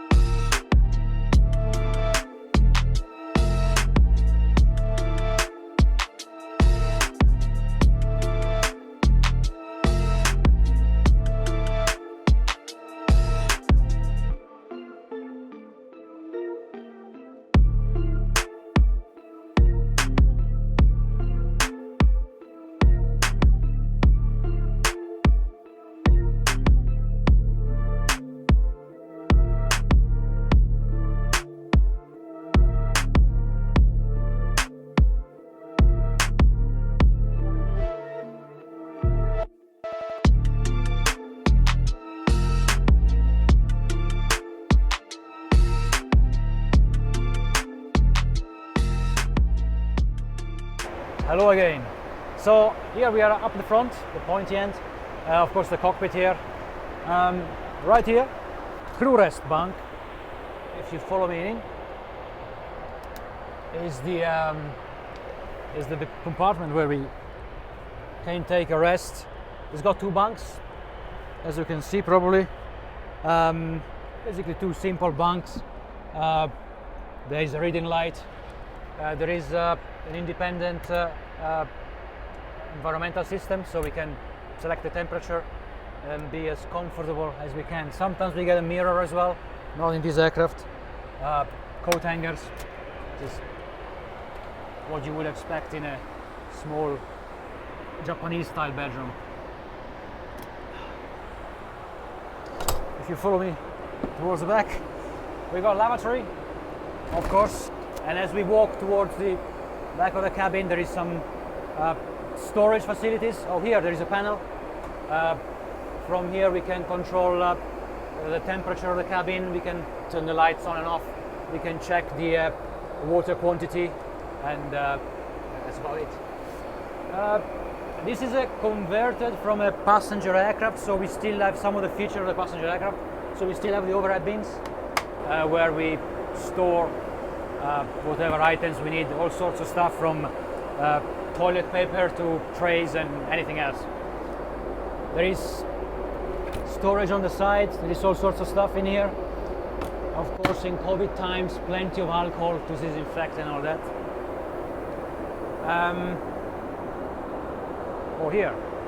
Here's the door to go towards the main deck.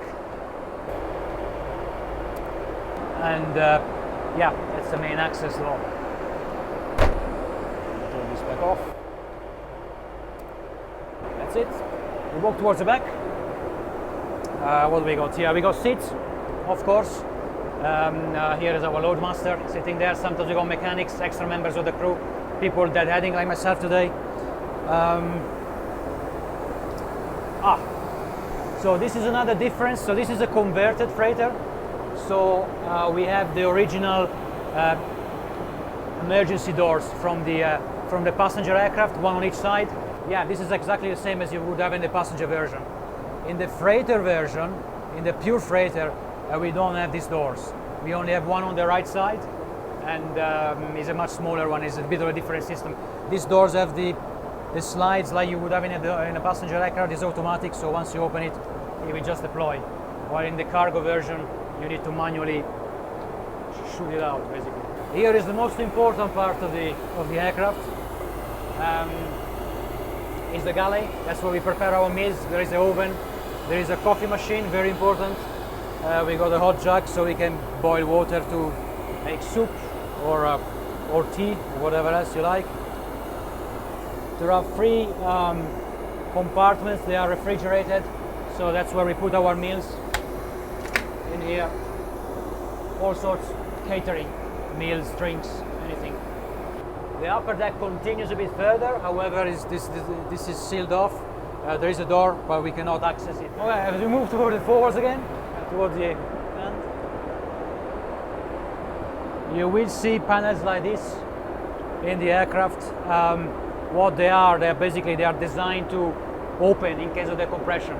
So in case of a sudden pressure change, these doors will just open, so to protect the structure of the cabin. So instead of the wall falling off, is that panel just opening up and the air can freely move towards wherever the leak is. So that's it from me. I got a few hours sleep to catch, so I'm gonna go to the bunk now. Enjoy the rest of the flight, and thanks for joining us. So now we're flying Iraq. We gonna be passing Baghdad soon. I used to fly to Iraq when I was working in the Middle East. Okay. And but funny enough, I did my line check on the biggest aircraft I ever flown, which is the A380, and it was a quite short flight because I was flying from Dubai down to here to Kuwait. Yeah. It was strange for A380 to do such a short flight. It was also very challenging on the ground, you know, to taxi. But on that aircraft you have some help with some cameras helping you.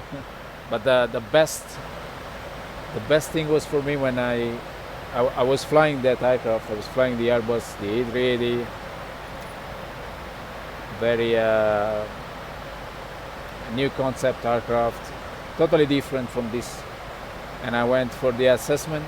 I went for the assessment in Air Atlanta, and I walked into the simulator, and it was a 737-200. And I looked at the simulator and I said, in my mind, I said, this is going to be very ugly. I'm not going to look quite bad. because coming from an Airbus where you have all these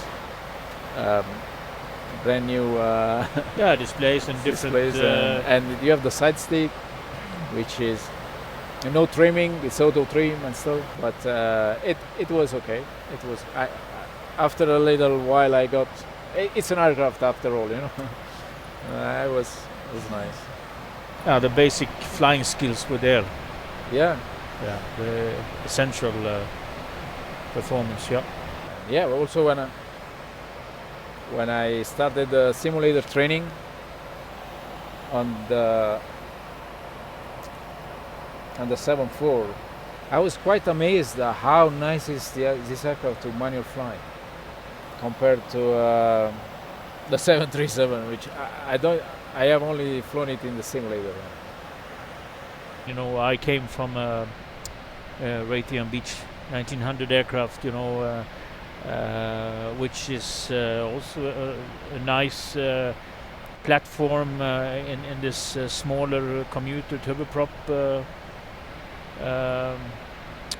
class or segment, but it took me a couple of good years to get pretty comfortable with flying jet with different speeds and certain things happening quite quickly sometimes, and it was a big step. But again, I don't have much more info since I don't have much experience on different types. No, different types, right? So very little to compare with. I've just learned, I think, to appreciate and respect this aircraft. Initially, I went to America, to the United States, learning how to fly, and after some tours there over 3-4 years, I think it was, I went back to my home country of Sweden in this case, and after converting to the Swedish licensing at the time, I eventually got hired by a small commuter airline operator, providing basically feeder traffic into the main airport, Stockholm Arlanda. This was the Raytheon Beech 1900, and in this case the Delta model, which was a stand-up cabin and had 19 passengers. No fancy cabin crew. We have this, of course, winter weather occasionally, and with a lot of snow, icing, and slippery runways, and you have to do preparations and careful consideration there, and we were flying into a couple of small airports, with limited equipment, and so I think that was a very good learning period. A steep learning curve in the beginning there, and then in my case, I always had my mind set on trying to fly international, and I was very curious about jet aircraft and so forth, and after I think it was coming up to 5 years with this smaller company that I was recommended by an inspector with the Swedish Civil Aviation Authorities to he knew about this Air Atlanta Icelandic that perform these aircrew maintenance insurance operations contracts for other airlines around the world, and mainly cargo, but also passenger operations. And then one of their assignment providers is a company called Magma, and Air Atlanta had business activities with them for numerous of years. Very interesting, and that is a big part of the how you would say, you know, a big part of the motivation and keeping you interested. That we sometimes we never really know where we will fly until just before the flight, and we fly to very special places sometimes, you know. So basically, you went from the turboprop to the 74. Yeah, correct. And this turboprop is one of the smaller ones, and for me it was an enormous opportunity when this came along, and I basically I could not say no to it, and it was it was for me, it was a huge step, you know. If you've been, you know, well introduced into this smaller turboprop operation, and then you're coming into this jet and worldwide, it's not only the flying itself, you know, it's a huge lot of impressions. Flying, you know, my first time coming into the Southeast Asia, Hong Kong and Australia, Sydney and so on, you know, it was a big honor, but also a lot of impressions that you need to deal with, you know. Favorite destinations, at least back in the time, Hong Kong was always very, you know, exotic and different, you know, and also, of course, the US, New York, and then, you know, we've been flying, South Africa is also interesting. A tour in Africa, for instance, you leave at some airport out of Europe, let's say on a Sunday, and then you'll be flying, and maybe the first stop will be maybe somewhere Lagos or Accra in Ghana or somewhere, and you go on to Gabon, you go on to Congo, and then you go maybe up to Nairobi, and then that's a pretty tough flying, you know, a lot of sectors, and at night, and sometimes particularly when you have weather systems, you know, in the tropical areas there, and then everything going enough fine, and you've landed in Nairobi, you have usually a few days off, like you mentioned, and sometimes you do also a similar routing, but then you only have maybe one night, and you before you know it, you are back in Europe again. There, depending on duty situation, they can use you fairly quickly, or you have a couple of days off. Yeah. I used to fly football teams when I was flying in Italy. We often were chartered to fly football teams, like flew AC Milan, Inter Milan, Juventus, and of course I flew the best team in Italy, you know. Juventus is Torino. Yeah, but the best team is not Juventus. I make sure it's Napoli. Forza Napoli, sempre. That's the team I flew, and when I was in my previous airline, I had the honor to have on board the best football player in the history of football. Tell me. Maradona. Maradona? Was my passenger. Wow. And that was nice. Wow. But that's a big honor. That's very nice. It was an honor for me, you know.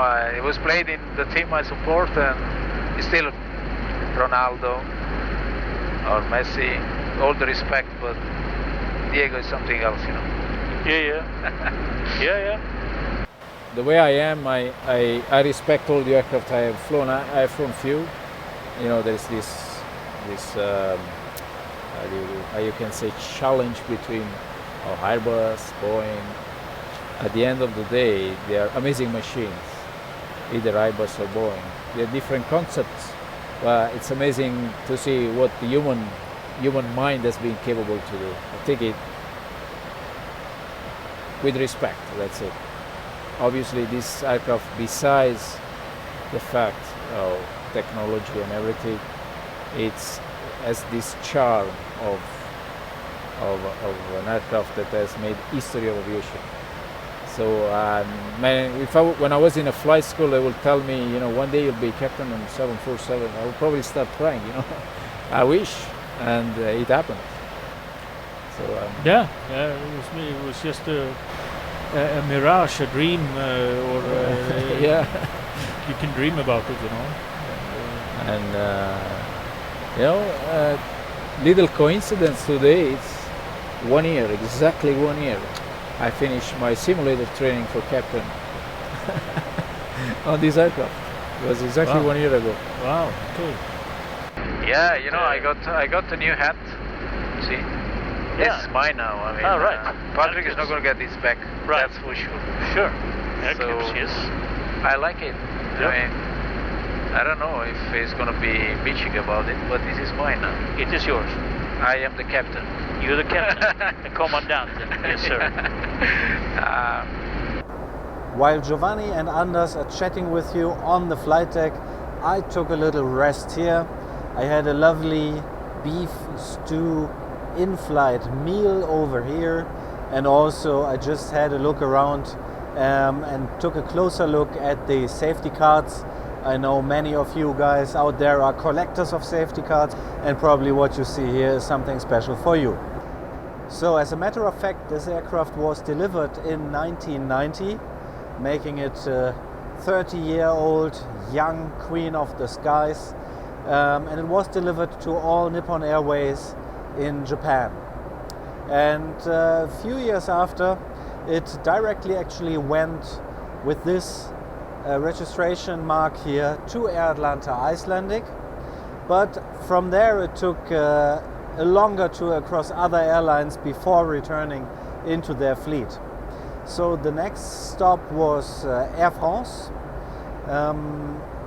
After being operated for Air France, they stored it, and then it was transferred from the French register into the Luxembourg register, serving with Cargolux Airlines. And then from Cargolux, finally, it found its way back to Air Atlanta Icelandic. And from then continues a history of different paint schemes, different operations. A couple of times it went to our friends in Saudi Arabia, flying for Saudi Airlines Cargo, back to Air Atlanta Icelandic. Finally, and then it got the paint scheme of this lovely Magma livery here, in which it operates right now, exclusively for Magma cargo businesses all around the world. This plane is now going to Dubai together with us. There we have to deplane, and after us the airplane continues to Mumbai, with a certain amount of the cargo also continuing to Mumbai. And unfortunately then I have to stay a little bit in Dubai before I can make my way back. Yeah, it's a tough job, but someone has to do it, right? And I would really like to thank all of them: DB Schenker, Chapman Freeborn, Magma Aviation, and last but really not least, Air Atlanta Icelandic, for all being on the kind side here, really supportive and making it possible. Thanks a lot for that. If you guys enjoy this film, leave a few comments, and really appreciate the goodwill of all these people behind the scenes here. Thank you very much for being with Air-Clips here tonight. Thank you very much for watching, and now please, there's a lot more to come in this film. Enjoy the rest. So if you're ready, I'll give you a briefing. So we are aware of the aircraft status, nothing affecting performances. I calculate the performance for a landing weight of 285, and runway Dubai is very long, it's more than 4 kilometers, no issue with that. So I decided to set auto brakes 3, either reverse for landing. We call nothing is there. We have the status due to the GPS jamming or entering Iraq, but that's something we can live with. So for the arrival, as I said,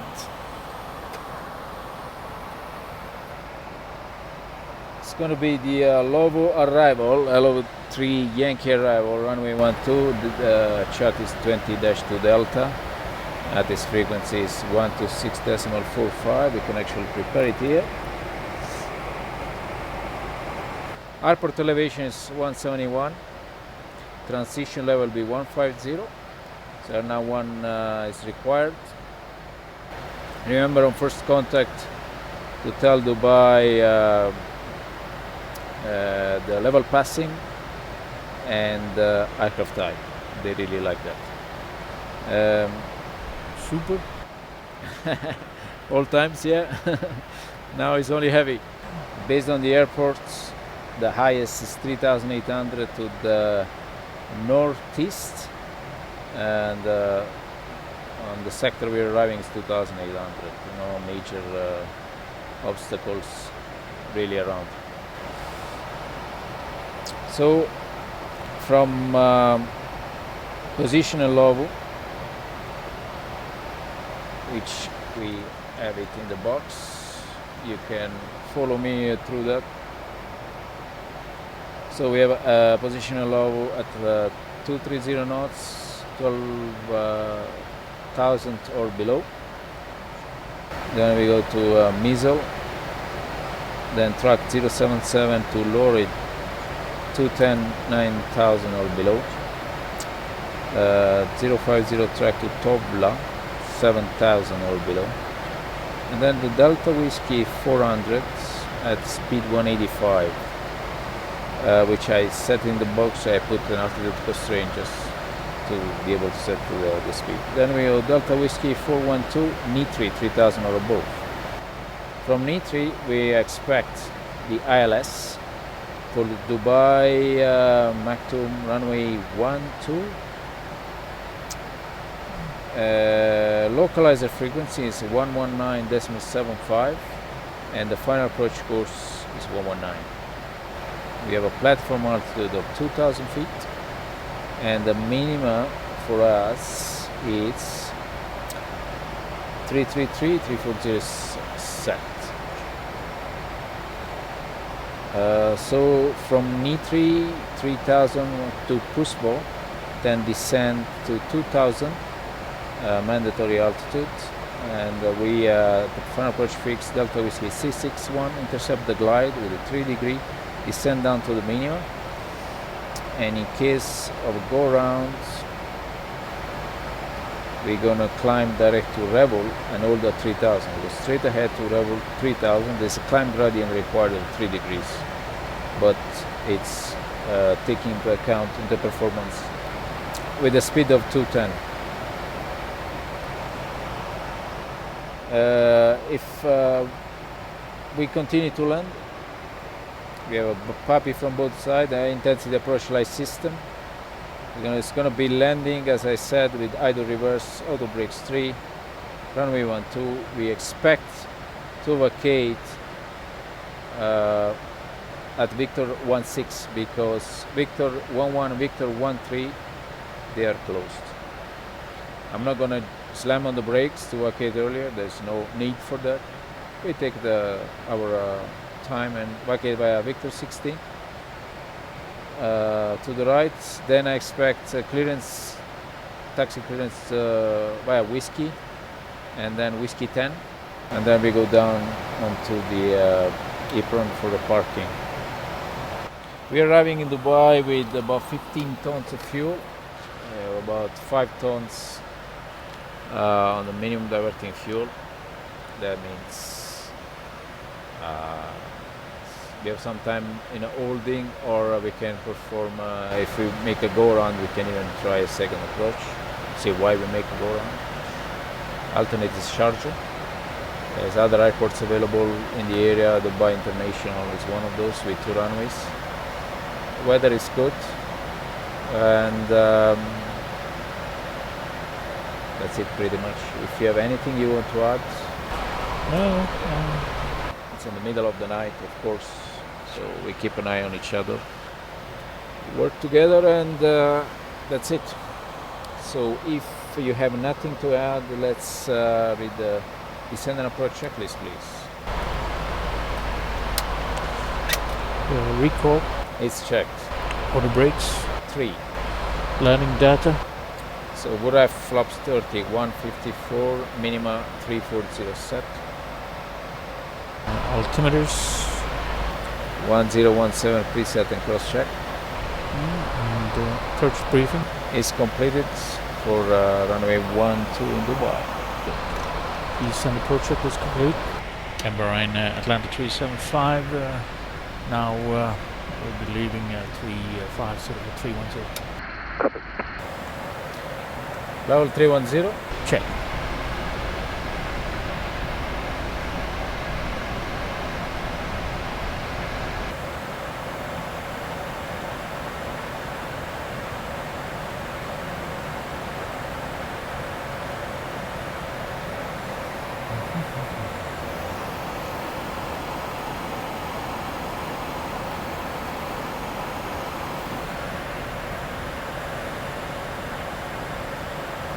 Alpha Bravo Delta 375, descent altitude 10,000 feet, QNH 1016.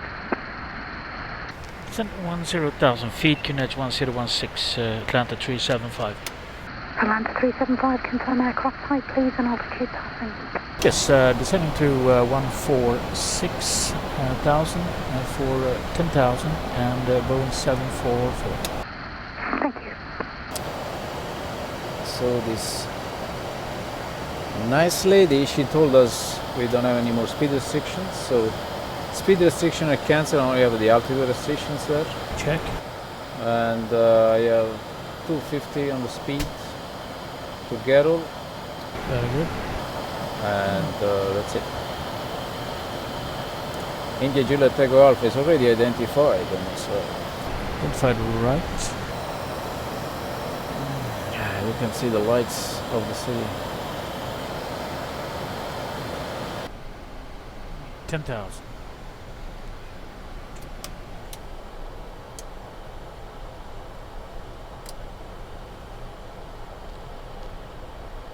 Crew 10 minutes to landing. Atlanta 375, continue descent altitude 3,000 feet, cleared ILS approach, runway 12, Mach 2 and report established. 3,000 and we are cleared to approach 12, ILS will call established. That's Almaty. Atlanta 375.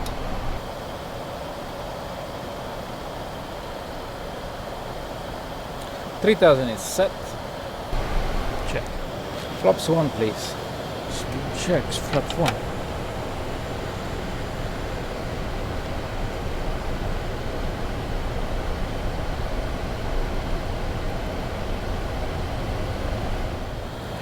Flaps 5. Speed checks, flaps 5.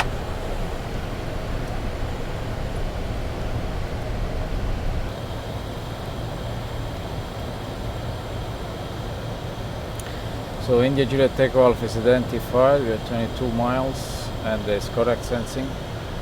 We are cleared, so localizer is on. Check. Down and above. Check. Localizer live. Check flaps 10 please. Check flaps 10.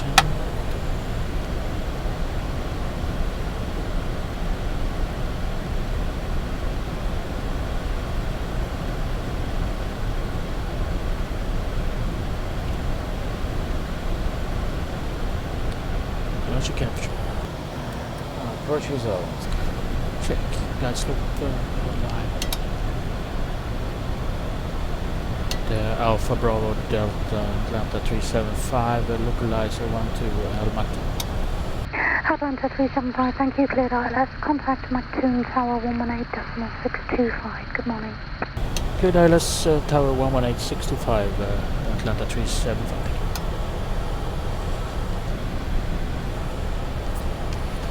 Martin Tower, good morning, Atlanta 375, localizer 12. Atlanta 375, Maximum Tower, good morning, continue approach runway 12, QNH 1017. Continue approach 12, QNH 1017, Atlanta 375. Set QNH please, 1017, set. Check. Close check.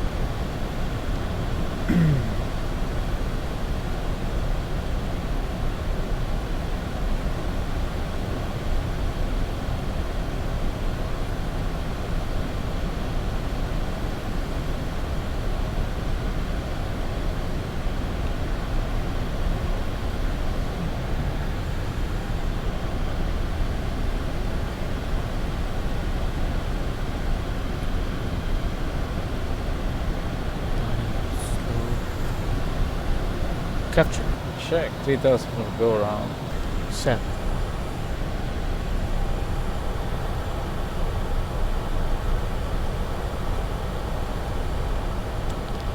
Crew, take your seats now.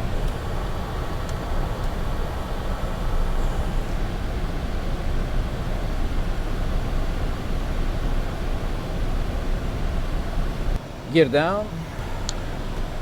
Gear down. 20. Check flaps 20.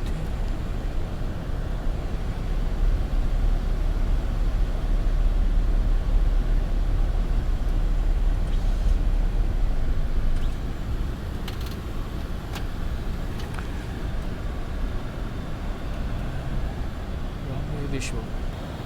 Check.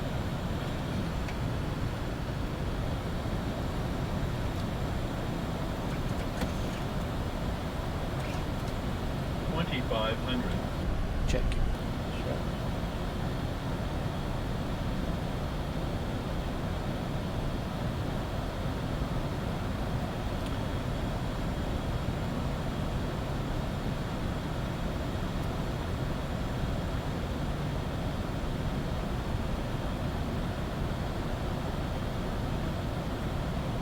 Flaps 25. Check flaps 25. Atlanta 375, the wind is a light easterly, 4 knots, runway 12, clear to land.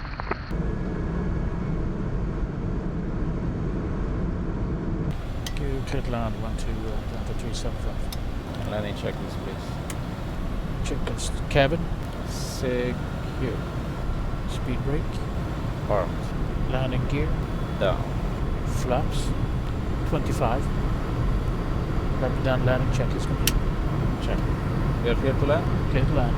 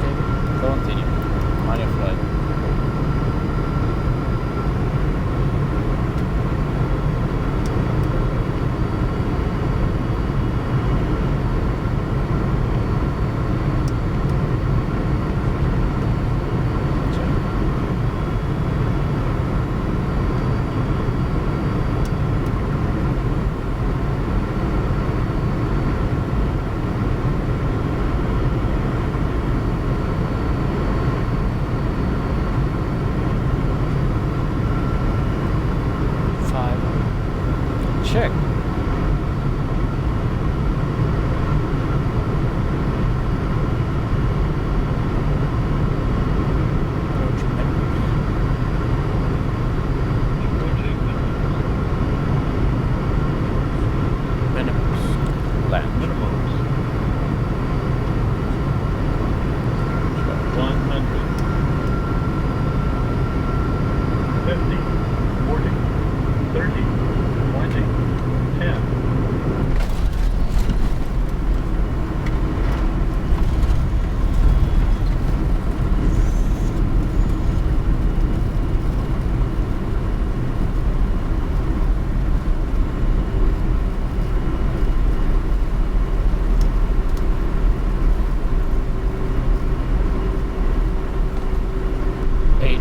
Check.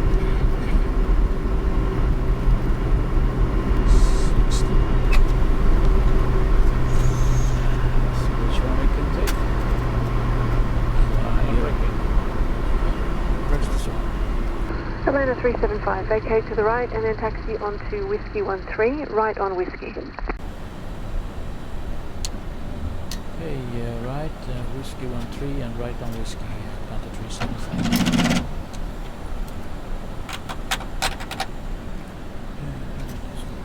Clear right. Check. Taxi. So Whiskey 13, she said. It's that one right there, and then we right on Whiskey. Okay, I'm So whiskey is going to be the shack. This is whiskey 13.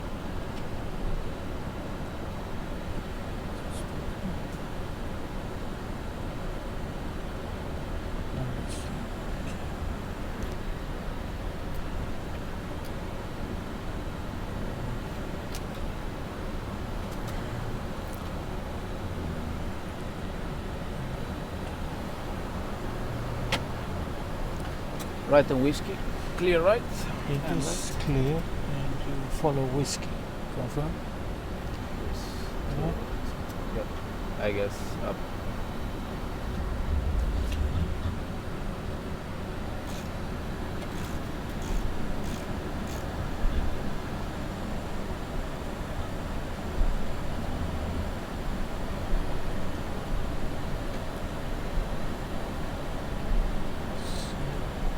Okay.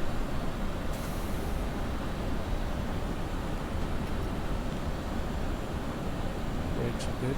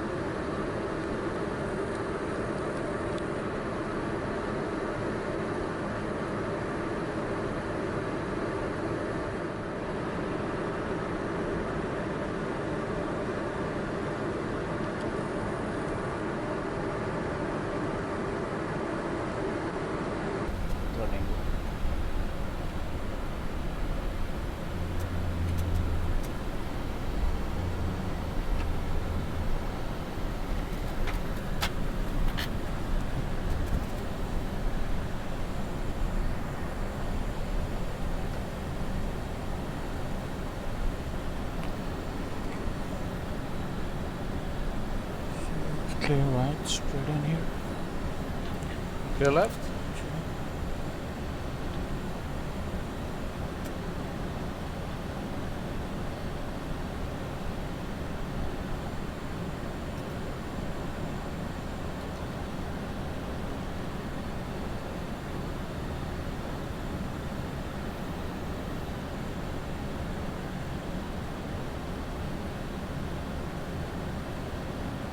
Stop.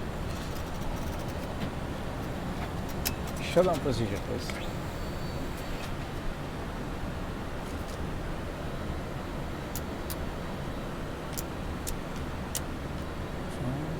Ready for shutdown.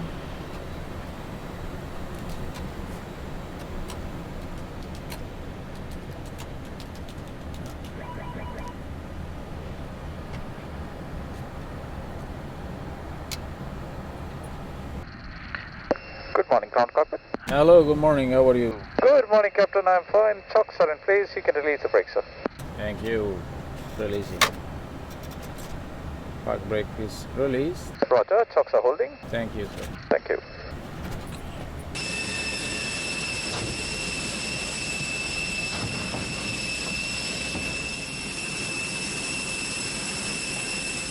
So guys, we arrived at the end of our working day. It's morning in Dubai, and I would like to thank you for being with us and keep us company during this trip. Thank you from me and the guys here. One last thing, you like my hat? Forza Napoli. See you guys.